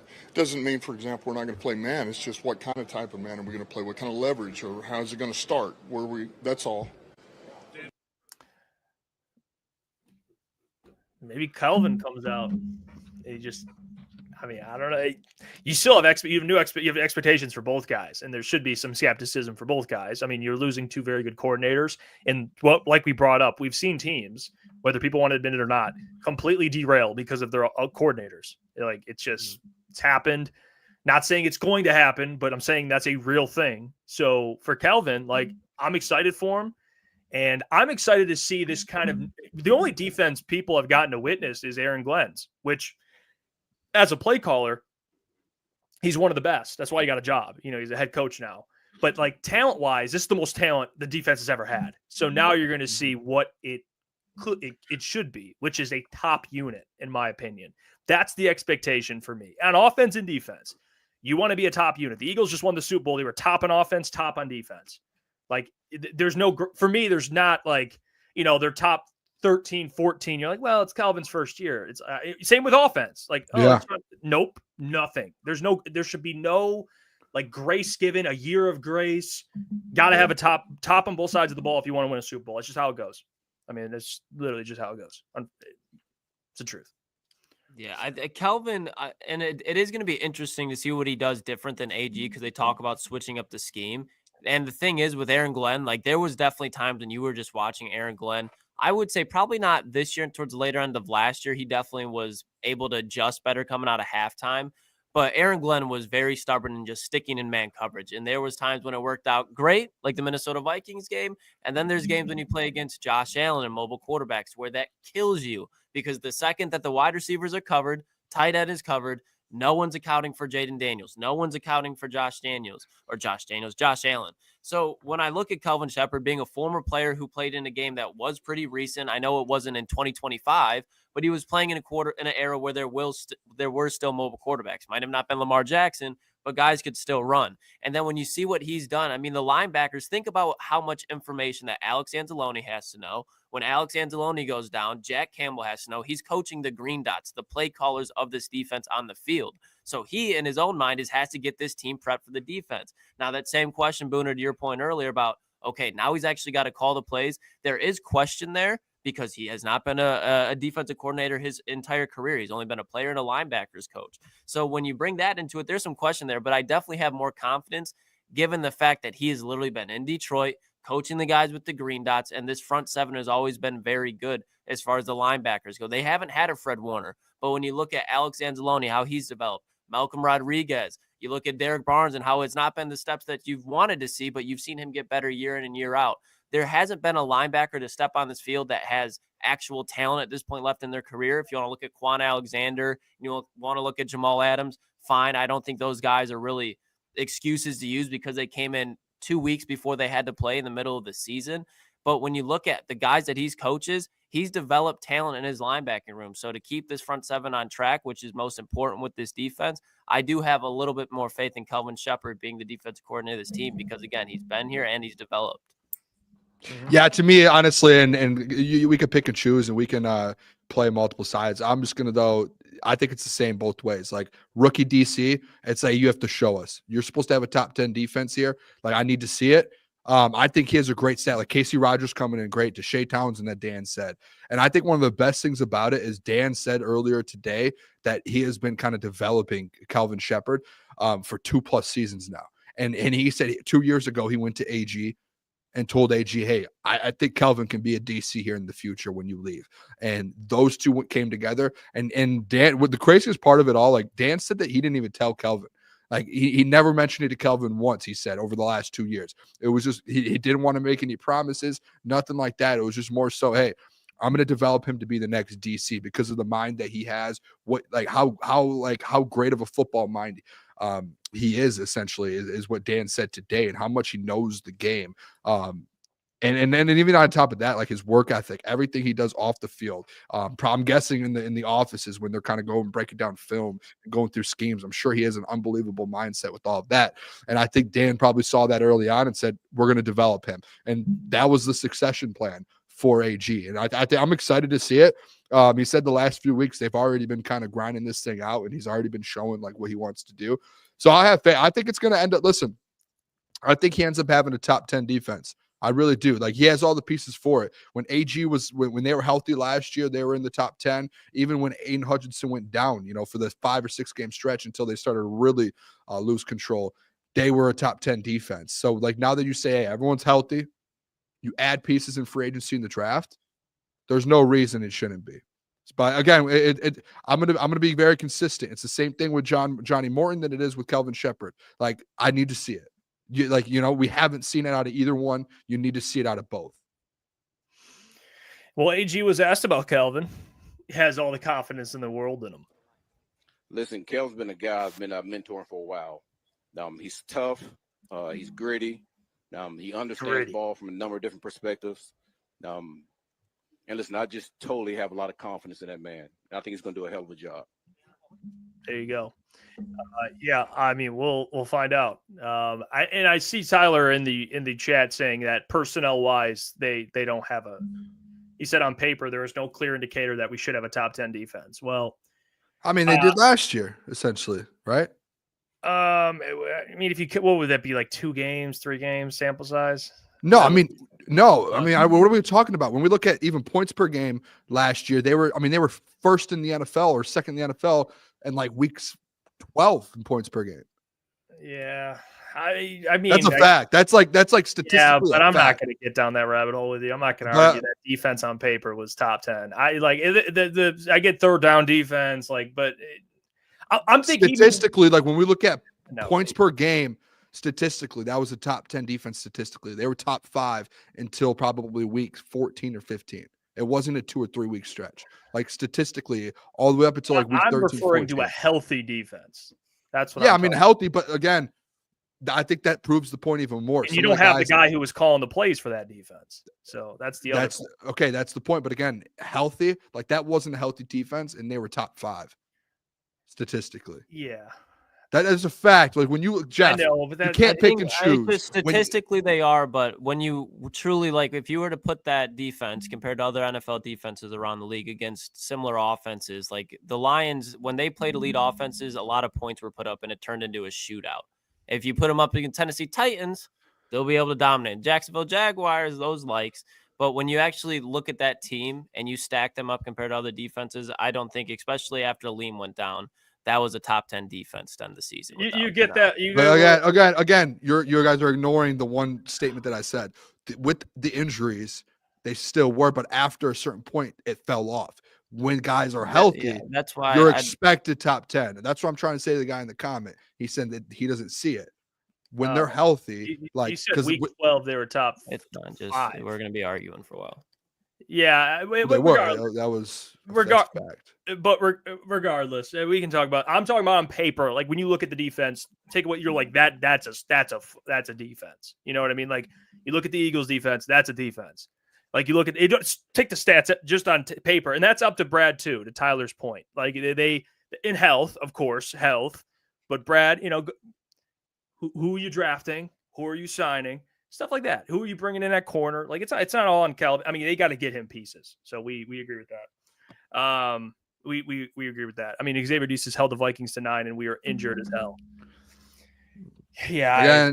My whole point is just when they are healthy, it should be an expectation. Yeah, that's like just my underlying point. All right, let's. I want to get to this today because we talked about the. We talked about all the stuff today. I guess we can get to actually before we get to Klotzy. I did want to bring this up. The combines this week. I want to talk about players we're excited to watch this week, and then we'll get into Klotzy's guy. Now, here's a guy because he's got a guy from the draft that he's excited to share with the fellas and break them down. But before that, talk about some players you're excited to see. People comment down in the comment section. I want to read the chat. Names you're excited to see this week. Lions prospects or just prospects in general because. I have a Lions prospect, and then I have someone that's not even related to the Lions. I'm just excited to see him because I think he can benefit greatly from the combine. So the obvious one for me, Lions related, and it's a player that I think we've all been. I mean, obviously Klotzy being where he's from, but I think everyone's high on him. And most people, even though people are bullish on him in the first round, I think everyone would agree he's a good player. Is Jack Sawyer? I think Jack Sawyer is that fringe first round pick talent, and you're talking about a guy that many people refer to as high floor. Low ceiling. And I was tuning in. Shout out to PFF. They have this NFL podcast they do, and they did one in Indy today. And I tuned in. I don't watch a ton of it, but I tuned in randomly. And they're talking. And I asked a question about Jack Sawyer, and they answered it. And hearing them talk about Jack kind of started getting the gear turned in my head, where I'm like, they're talking about how he's a high floor guy and how they would feel comfortable taking him at the end of the first round, regardless if he has a low ceiling. Remember, we hear that with Aiden when he was drafted 2 overall. High floor, low ceiling. He's not. I'm not saying he's Aiden, but that like hearing people say that, it's just like, all right, dude. I just want a guy who could play football. That's it. And can he get after the quarterback? And I watched Jack Sawyer rise when the playoffs started and get better and better and better. And I think for him specifically, even though like there's a ton of guys that are going to be available at 28, I think Jack Sawyer, because people are going to come after him for his lack of athleticism, even though I think that's BS. But if he has a great combine, I think he can get his way maybe into the late first. So I think for me, I'll start with the Lions prospect. I think a guy who has a lot to gain this week and who I'm excited to see out of the edge group. There's a bunch, but I'll start with the one that, more interesting would be Jack Sawyer. I think he has a huge day. Who knows what he could do? I mean, he has some great interviews. They're going to love him. So that's one of them. Klotz, you want to go? So to start off with my Lions one, it's a guy that I did break down already, but I just think he's somebody, when you look at Shamar Stewart, everybody loves him because he's athletic, he's big, but he doesn't have the production. You're going to watch Shamar Stewart run, but then you're going to watch Jordan Birch run, and he is damn near the same size, same weight, built the same. He's 6'6", 290 to 300 pounds. But Jeff, like you say about Giovanni Manu, he's got no gut. He's an athlete, and he had 8.5 sacks this year. Missed one of the games against Ohio State with an injury, but he's somebody that is a day two guy. But if he goes out there and lights up the combine with his athleticism and his size, he's somebody that can definitely find his way in the back end of the first round. Maybe he's not there, but he's in the first 2 picks of the second round. He's somebody that I'm definitely excited to watch because he's a big dude and he's a fucking athlete. Now, somebody that's not Lions related that I think has a projection in like the second or third round right now, unless you're crazy and you want to draft him in the first right now. But somebody that if he goes out there and he throws, because he's not going to run, is Jalen Milroe. When you look at Jalen Milroe, he's, like I said, second, third round pick. If he goes out there and he throws a good football and he interviews well with these teams, I don't think he should be a top 10 guy. But when you look at this quarterback class, is extremely weak. You're talking about Cam Ward to Shedeur Sanders going the top 5 picks. Maybe Sanders falls to 6 to the Raiders. Jackson Dart in the middle of that first round. But there are a lot of teams that need quarterback in that first half of the draft. And I could see them moving up to go get a Jalen Milroe if he lights up the combine. And like I said, he interviews well. They talk about his athleticism. Like you look at Lamar Jackson. I'm not comparing him to Lamar Jackson, but when you look at Lamar where he was drafted and the drafts that are a little bit prior to that, there are a lot of teams moving up in the picks 27 to 32 to go and get a swing at a quarterback. Didn't always pan out. But he doesn't need to run, like I said, because if you, like Ryan Williams was on record saying it, like Ryan Williams, like, yeah, I can fly. But Jalen Milroe is the fastest player on the team. So the athleticism, the size is there. The arm talent is there, no doubt. It's can he make all the levels of throws? You know he can throw at 80 yards, but does he have touch? Does he have accuracy in the middle to short range game? That's what they got to see at the combine, and I think he definitely has a chance to boost his draft stock. He's not a top 10 pick, but I think he can find his way into that like 27 to high second round type of range if he has a good combine. Don't hate it. Jalen Milroe. I'm excited. Big athlete. I'll just do my NFL one here real quick. Another quarterback. I think this guy is going to – I think honestly, and I was reading about it today, there's a lot of scouts who are a little questionable on why Shedeur Sanders isn't throwing, because he's not guaranteed to be a top 5 pick. And this guy, if he goes into the combine on Thursday, whatever day they throw, I think you're going to say Saturday. If he goes out there and has a good weekend, he will jump Shedeur Sanders. And I think that's Jackson Dart, boys. Yeah. I really do. I think there are teams looking for a quarterback. And as much as we say, hey, sometimes the combine doesn't mean that much, no, on the other side, in Klotz and Jeff, we both said it yesterday, like there are players who do actually benefit from the combine. And there are players who do get kind of their value hurt based off not participating in the combine. And this is one of those moments where Jackson Dart has everything that you need. The man's got an unbelievable arm. He's mobile. He can lead a team. Like he has everything. It's just about being able to see it and getting in front of NFL teams and being like, hey, this is what I can do. And I think the fact that Shedeur isn't throwing, and I've read a lot on it today because I was interested to see going into there how the quarterback situation was going to go about outside of obviously Cam Ward. But a lot of people and a lot of scouts are kind of questioning the situation going on with Jackson Dart, and they think there's a chance he does move up significantly in the first round because of that. So that's kind of my player I think I'm really going to be looking for. I do think there are guys like I'm going to be looking at the wide receivers. I think this is such a deep wide receiver class. Klotz, I know we're going to probably be dialed into that. The quarterback class is going to be unbelievable.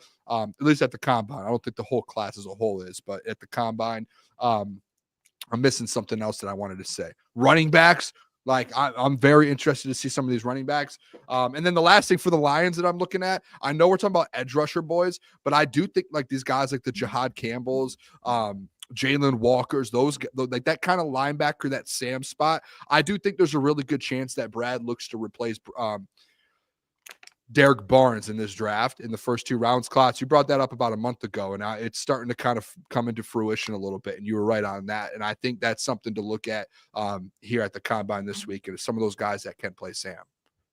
So I was gonna say Jackson Dart. I agree with you 100%. I think he has a ton to gain, especially without the top quarterbacks throwing, which I will say I don't think is a big deal at all. Like Jaden Daniels didn't throw last year, nor did Caleb. Yeah. But So, again, like, if you read the articles, it's a Shedeur thing. These scouts are like, why isn't he's not guaranteed top 5. Those guys were. Weren't they or no? Were they not? Caleb and Jaden? No, they were guaranteed top 5. Yeah, that's what Shedeur's this not. draft as a whole, but he's among the top 2 quarterbacks. I'm not too picky about it, but like to your point, Jackson Dart has a wide open opportunity. If he slings it, throws bombs, throws darts. Yeah, like there could be that Zach Wilson. I brought it up on Bleacher Report, like the Zach Wilson pro day throw where he like does the, and everyone's like, wow, and he goes top 5. Like he could have a moment where he I don't think he'll go top 5, but he'll go, top 15, top 10. I wouldn't be shocked by that.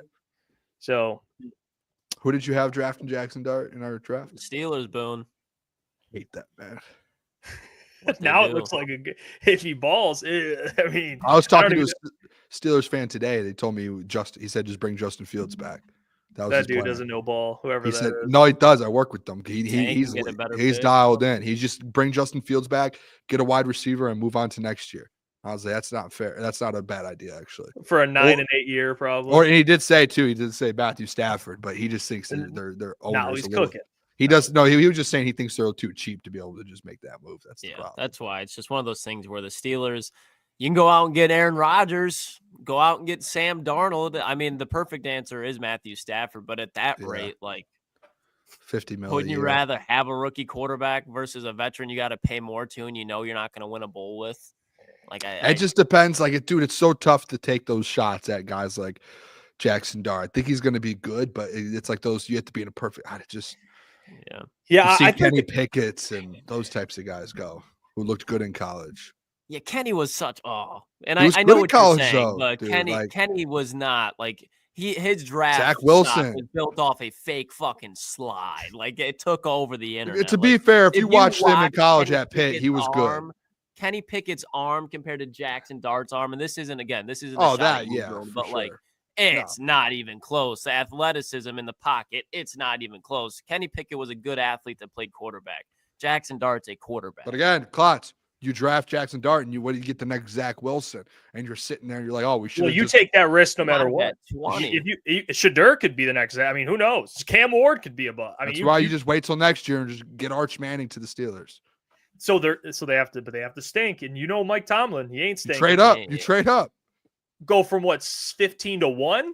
I mean, 15 to top 5. Is this the doc? Are you the doc? Going up and getting Abdul Carter? I love the doc for doing that. Man. He's the best. He said, "Why not make a move?" I'm like, Doc, you can't go up and get tomorrow's Wednesday. I hope that we have the doc tomorrow. I know he's going to be on his way home, but yeah, no, he's the best, man. Yeah, he's a real one. He really is. You know what I think? A side note, random player I was thinking about, Ibuka, your boy, Klotzy. Yeah, if he runs like a 4.4, dude, he 4.45, 4.5. I'm going to be honest. I think this wide receiver 4.5, 4.6. I think this wide receiver situation going on here, I think it's getting overlooked a little bit because I've seen a lot of mocks where the first round wide receivers are just mixed around. Like Luther Burden's going first. You gotta, like all these, I don't even know how to say it to Tamora's name, or is that Ataroa? Ataroa, yeah. But I've seen him going second. I've seen him going third out of the wide receivers. I think Klotz, I see in the chat, Xavier Restrepo, like this is a deep wide receiver class, in my opinion. Like I think there are some dudes. There was actually a coach today at the podium who had brought that up. That was like, I think it might have been the Green Bay Packers at GM that brought it up. But like this is a I like this wide receiver class. And We got to get the Spirit of Detroit's. Yeah, no, I wanted to get to the super chats, and then we're going to get to Klotzy's guy. So we'll start. Appreciate Just you, saw that. Spirit I of saw that come Detroit through. podcast. Thank you for the $5, my friend. He says, hope y'all got my Brad Holmes tendencies chart. Did not. It's 10 core beliefs and behaviors, one I've evaluated over the course of 4 years. I mean, Can you send that to us? Can you Send it on Twitter. I mean, Yeah, I put would it over love to our main love to check account. it out. And then he sent another one. Thank you for the $2. Says, did y'all get my last super chat? Plug me, guys. Well, hey, there you go. Check out Spirit of dude, we Detroit. got it, And baby. you send us that tendency chart. Send it to our Twitter. Yeah, I would love to check it out. Interesting. I'm intrigued. Yeah, Me too. I would love like to make a tendency chart. Yeah, that's that's probably the first time I've ever heard anyone say that. It's I don't great. even know what the fuck that entails, to be honest. I've never heard of a tendency chart. It's like things Brad Holmes does, like tendencies. I guess he's studied Yeah, Brad. how do you break it down? Like a pie graph? Tallies? I don't know. Percentage? Pie graph. I don't know, but Klotzy, I know what I do know is apparently you have an absolute just dog. You got a thing, huh? guy. You got a guy, Iafrate. Now here's a guy. Oh no. Hey, boys, we just talked about the combine. Here's a guy that I cannot wait to see how he interviews at the combine. All right, let's get the ugly out of the way. Okay. Rylie Mills going into this season is projected to be like a second, third, maybe beginning of fourth round type of pick. Through his career, he's played all 13 games in the regular season. But just so happens, in the 14th game of this year to start the playoffs, dude blew his knee up. Not severely, but enough to make sure that he wasn't finished in the college football season. So he right now is projected as a 5th, 6th round pick. But this guy's not a project. This is somebody that's supposed to be ready for the training camp to be started, but given his size, there's a little concern with the injury. But at the 5th, 6th round where he's supposed to be drafted, I love the value here because Brad's going to address the edge spot. He's an interior guy. He's 6'5". 295 pounds of athlete. Okay, this man was clocked running a 4.79 40. If you don't know, Josh Allen ran a 4.84 40.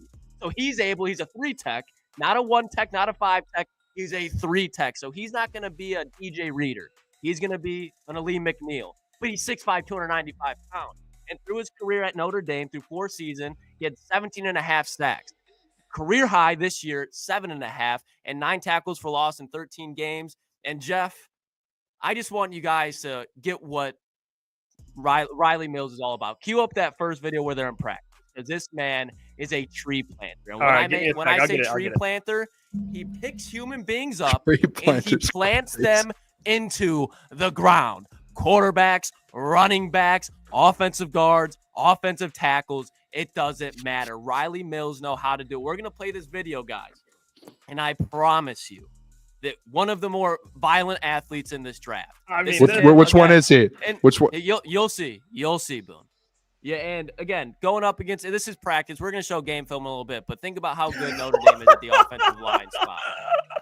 Throwing guys around. I think it might have been a little glitchy, Jeff. You want to replay it one more time just because I couldn't see it on my end. It's such a beautiful rep to watch. I mean, he just manhandles guys, throws them into the ground. If you want to start grabbing the other video, Jeff, that'd be great. But you'll see another thing that I said on there. Bipolar. Might be a little bipolar because when off the field, blue collar, type of guy you'd like your daughter to date. You know he's going to be there, gritty. But when he gets on that football field, boys, a flip is switched. He turned into a completely different person. He's an animal out there, like I said. One of the angrier players in this draft class. If you go back and watch him this year, like I said, 7.5 sacks. You look at last year, only 3.5.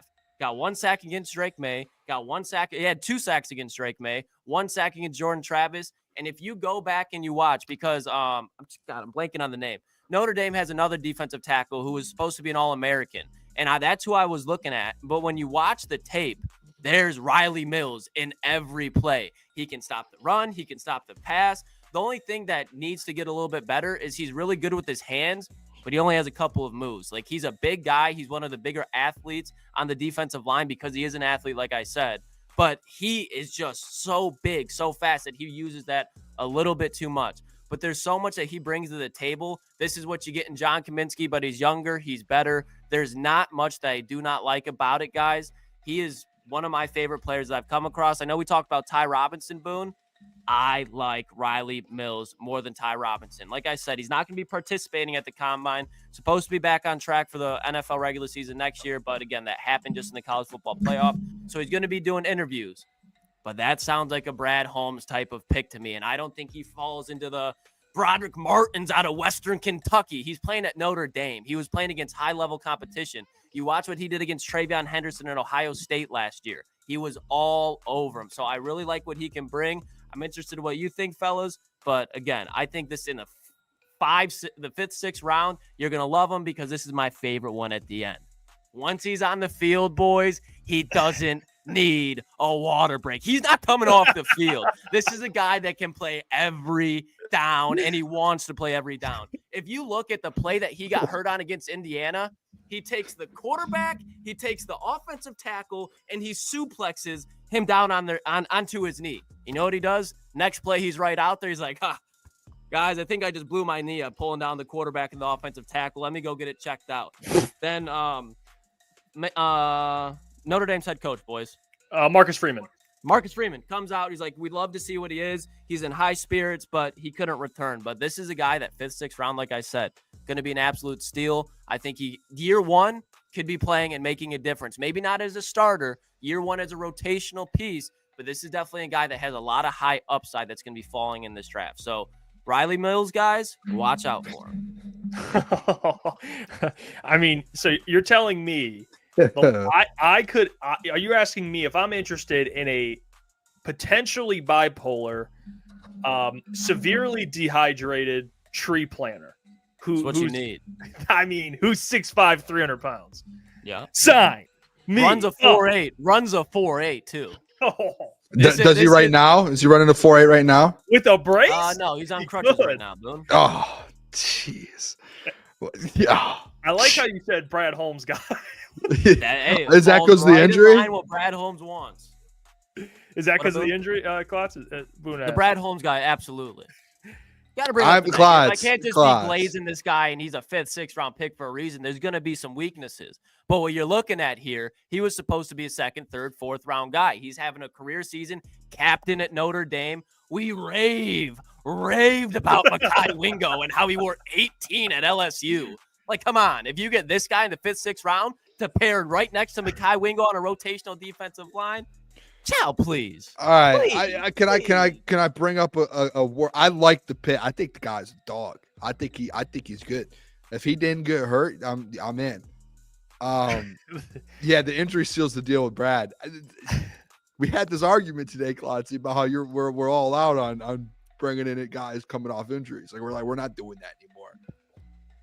Rylie Mills is the exception. Rylie Mills. I mean, what's his name? Your Ohio State we're left talking tackle. about that. We're talking about guys that can start right now. And like I said, Rylie Mills, he's supposed to be healthy come NFL training camp. So he's hurt right now, but he's going to be playing year one. This is not like he blew up his entire torn ACL, MCL. I believe I tried to look in multiple reports, but they just kept saying knee injury, knee injury, knee injury. So it's not something brutal where it's like if he had a torn ACL, you'd be seeing it all over this. It's not a project. This is why I love Josh Simmons so much because he's the best tackle in this draft class. He's going to be ready week one, but because he had a season where he got hurt, he's going to drop naturally. And for Rylie Mills, it was multiple rounds. He's going to be a rotational piece. He's going to be a guy that, okay, not healthy week one. You're not asking him to be your starter. You're asking him to be your 7th, 8th man on the rotation year one. He'll be definitely healthy enough to do that because he's not on the field every play, even though in year 2 or year 3, he'll be ready to. So this is not a position where like, oh, you don't want to take guys with injuries. I'm talking about at starting positions, like people that will be on the field for sure, without a doubt, at strong position. We're talking about a guy that's going to be 6th, 7th, 8th. He's going to be healthy for week one next year. He's going to fall right into that rotation. He has all the intangibles that you could ever ask for out of a 3-tech. So I think it's a completely different conversation when you're comparing Carlton Davis, Marcus Davenport, and now a 5th-round pick. Because when you talk about the picks that I hate, the Sione Vakis, the Hendon Hookers, Giovanni Manus, like, where did Giovanni Manu go to college? Like, he's somebody that needs to develop before he plays. Rylie Mills does not need that much development. There's no project there. It's okay. Let him get healthy for week one. That's all it is. Completely different things. Yeah, I mean, you said he's projected now like mid, like 4th, 5th, 4th, 5th, latest 6th. Wow. depends. I mean, yeah, this is a Brad Holmes. This is it just makes too much sense. I mean, like Pat O'Connor came in and they loved him. This is basically a younger, much better, higher ceiling Pat O'Connor. Like, Yes. yeah. John Kaminsky. And Josh by the way, Pascal. you save money on getting this dude water. Like, you just don't have to get him water at all. He was a 4-star recruit coming out of high school as a defensive end, but he just really wasn't cutting it. So they're like, all right, let's put some size on you. He was up to 300 last year, kind of held up there. And they're just like, no, you're too good at the 3-tech. You're athletic and you're fucking huge. So keep you there. No need to move you. If it ain't broke, don't fix it. Yeah. The tree planter. I mean, the things you come up with on this, I don't even like. You think that's got to be like, hey, Brad, like one of his scouts, or like, Brad, this guy's a tree planter, man. Dude's planting trees, planting quarterbacks into the ground. Yeah. Potential. Where's the potentially bipolar? Is that just? I think when you watch, like, especially when you watch him like chase down the smaller mobile quarterbacks, like it's truly like a violent act of nature. Well, they like, want to. They like those guys. They like. He plays with nasty. Like he's an old school type of guy. Somebody that like our dad, or like our father figures, whoever you have in your life, they're gonna look at like, that's how we used to play ball. He's one of those type of guys. Yeah, Amon-Ra St. Brown's dad would love him. You know. Yeah, no water. No water. Doesn't drink water. Yeah. Yeah, in the gym. So I mean, he fits in. They would love him. Good stuff, Klotz. You said a younger the commish, or what? I mean, he'll be better than the commish, but as far as like where you're gonna ask him to slot in, like day one, I think he can give you very similar level of production to what commish did. Damn. That's you had him in your mock draft on Monday. So yeah, there's Klotz turned down the commish on me, man. I did, man. I like and he shut down my Ty Robinson thing. It's tough.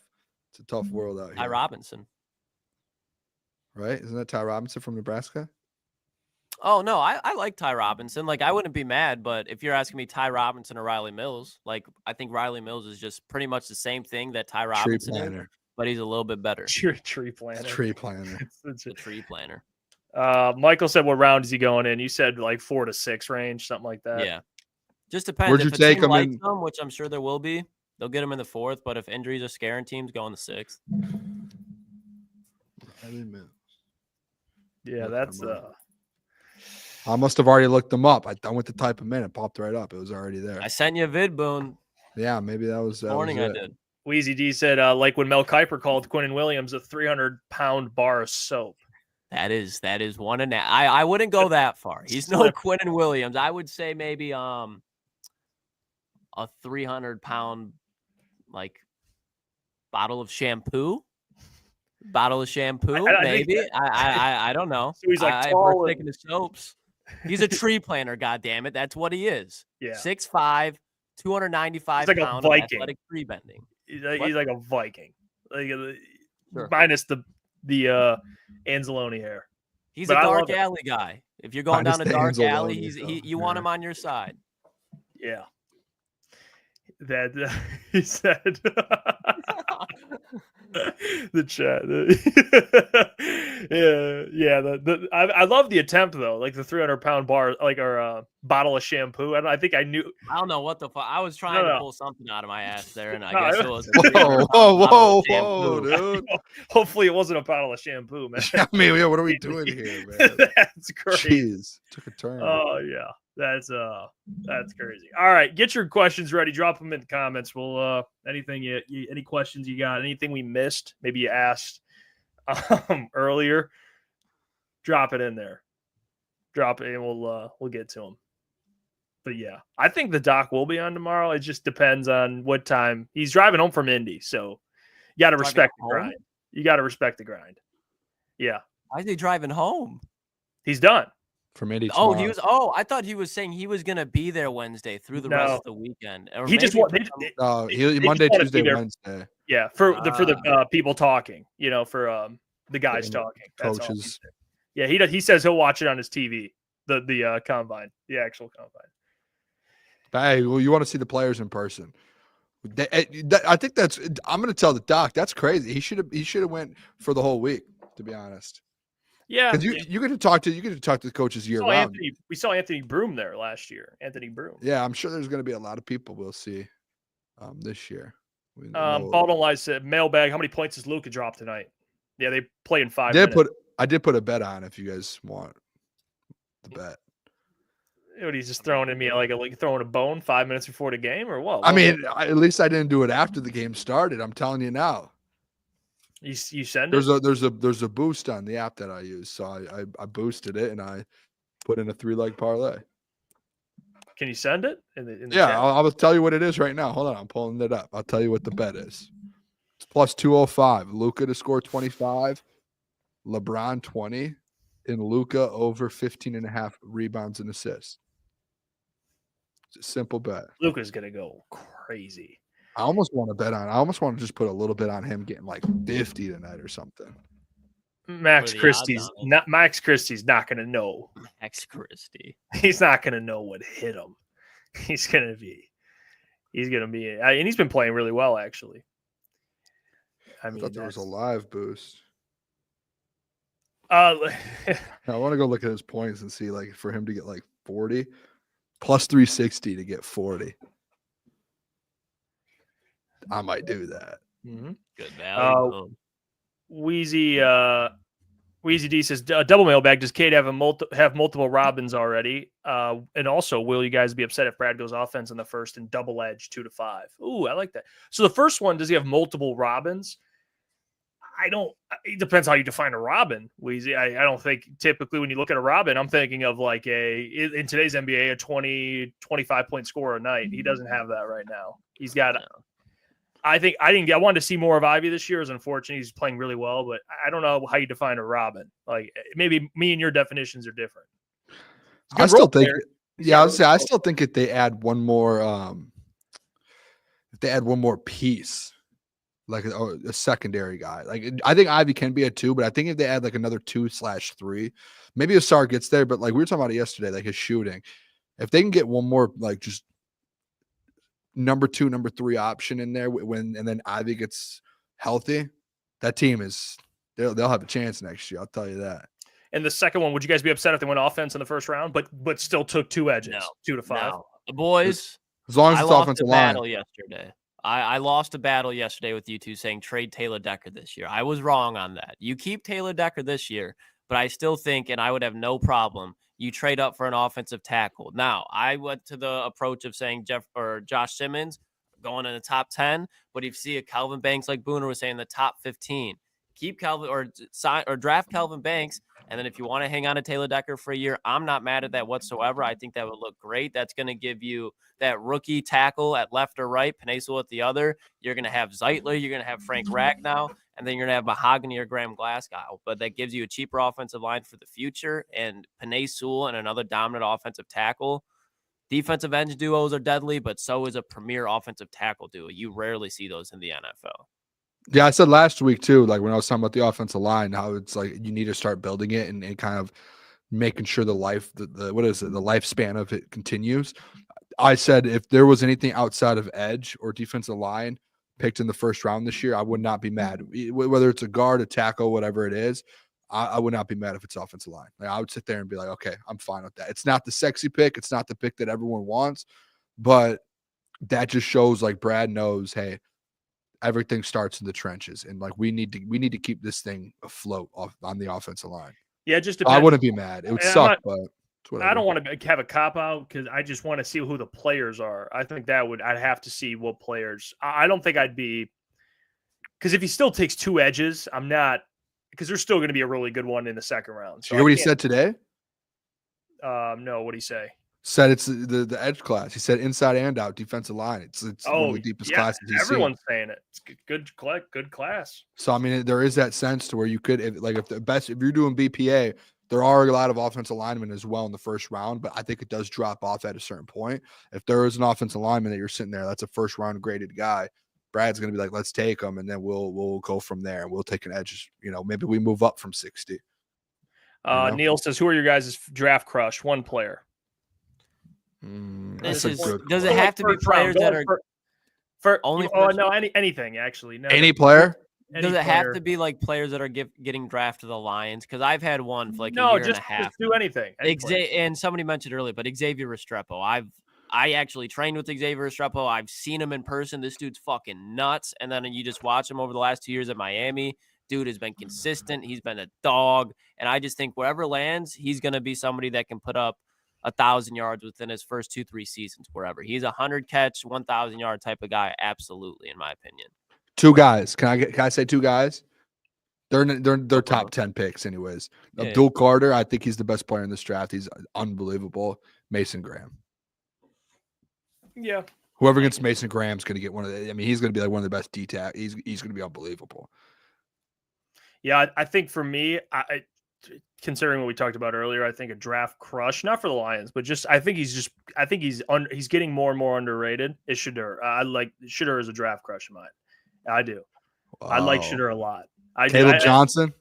Will Johnson's a really good one. I think it's been a little disrespect towards Shedeur lately. But that's regardless of the point. But also a big prime guy, so maybe I got a little bias in me. But I really drink.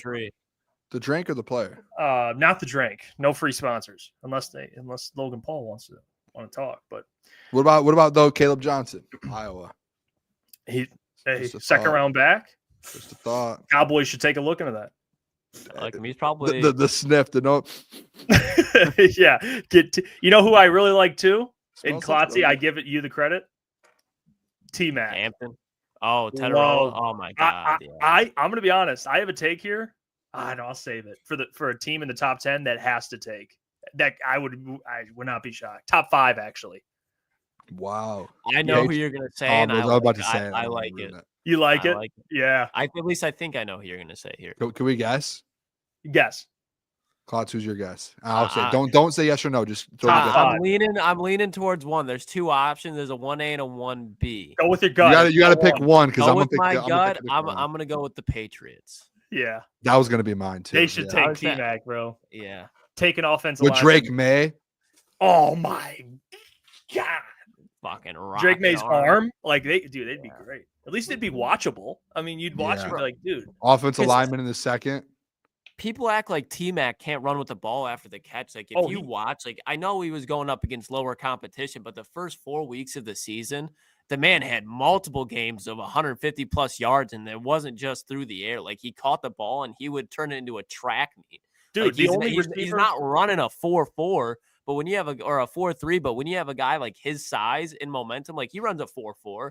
And it's like on the field, you're not catching him. He's so fucking strong too. The only receiver that has more yards after catch is Bruno missed tackles. I think it is Luther Burden. Yeah, and he's Luther Burden's. That's like his thing. In T-Mac's up there at 6'5", dude.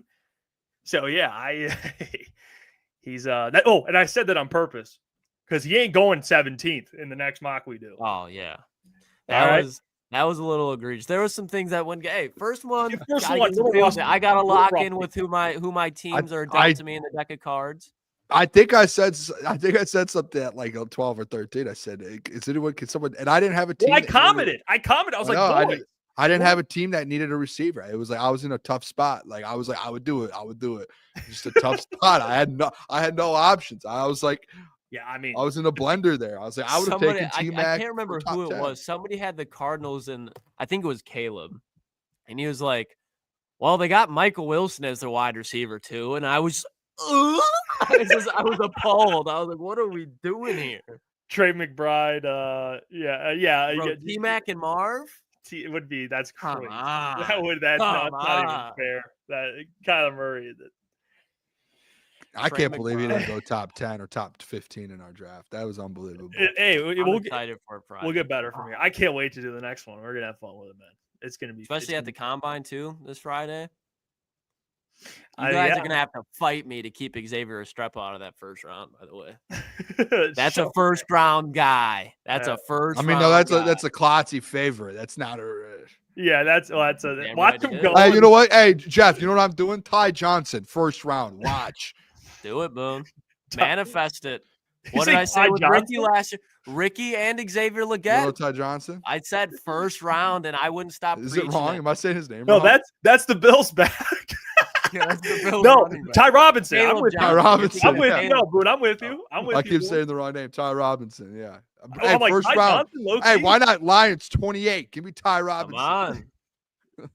Manifested, Boone. This guy Klotz, you- Come Are on, you- man. Come Klotz- on. Oh man. The stars will align. Oh yeah, my zodiac sign. Oh gosh. All right, All hey, right, we'll get out of boys. here. Appreciate you all. Have a great rest of your day. We'll be back tomorrow with the doc. Tomorrow's our last show, not in Indy. So we'll see you guys then. Appreciate you all as always. Love you guys. I bid you adieu. Get your merch too. Peace.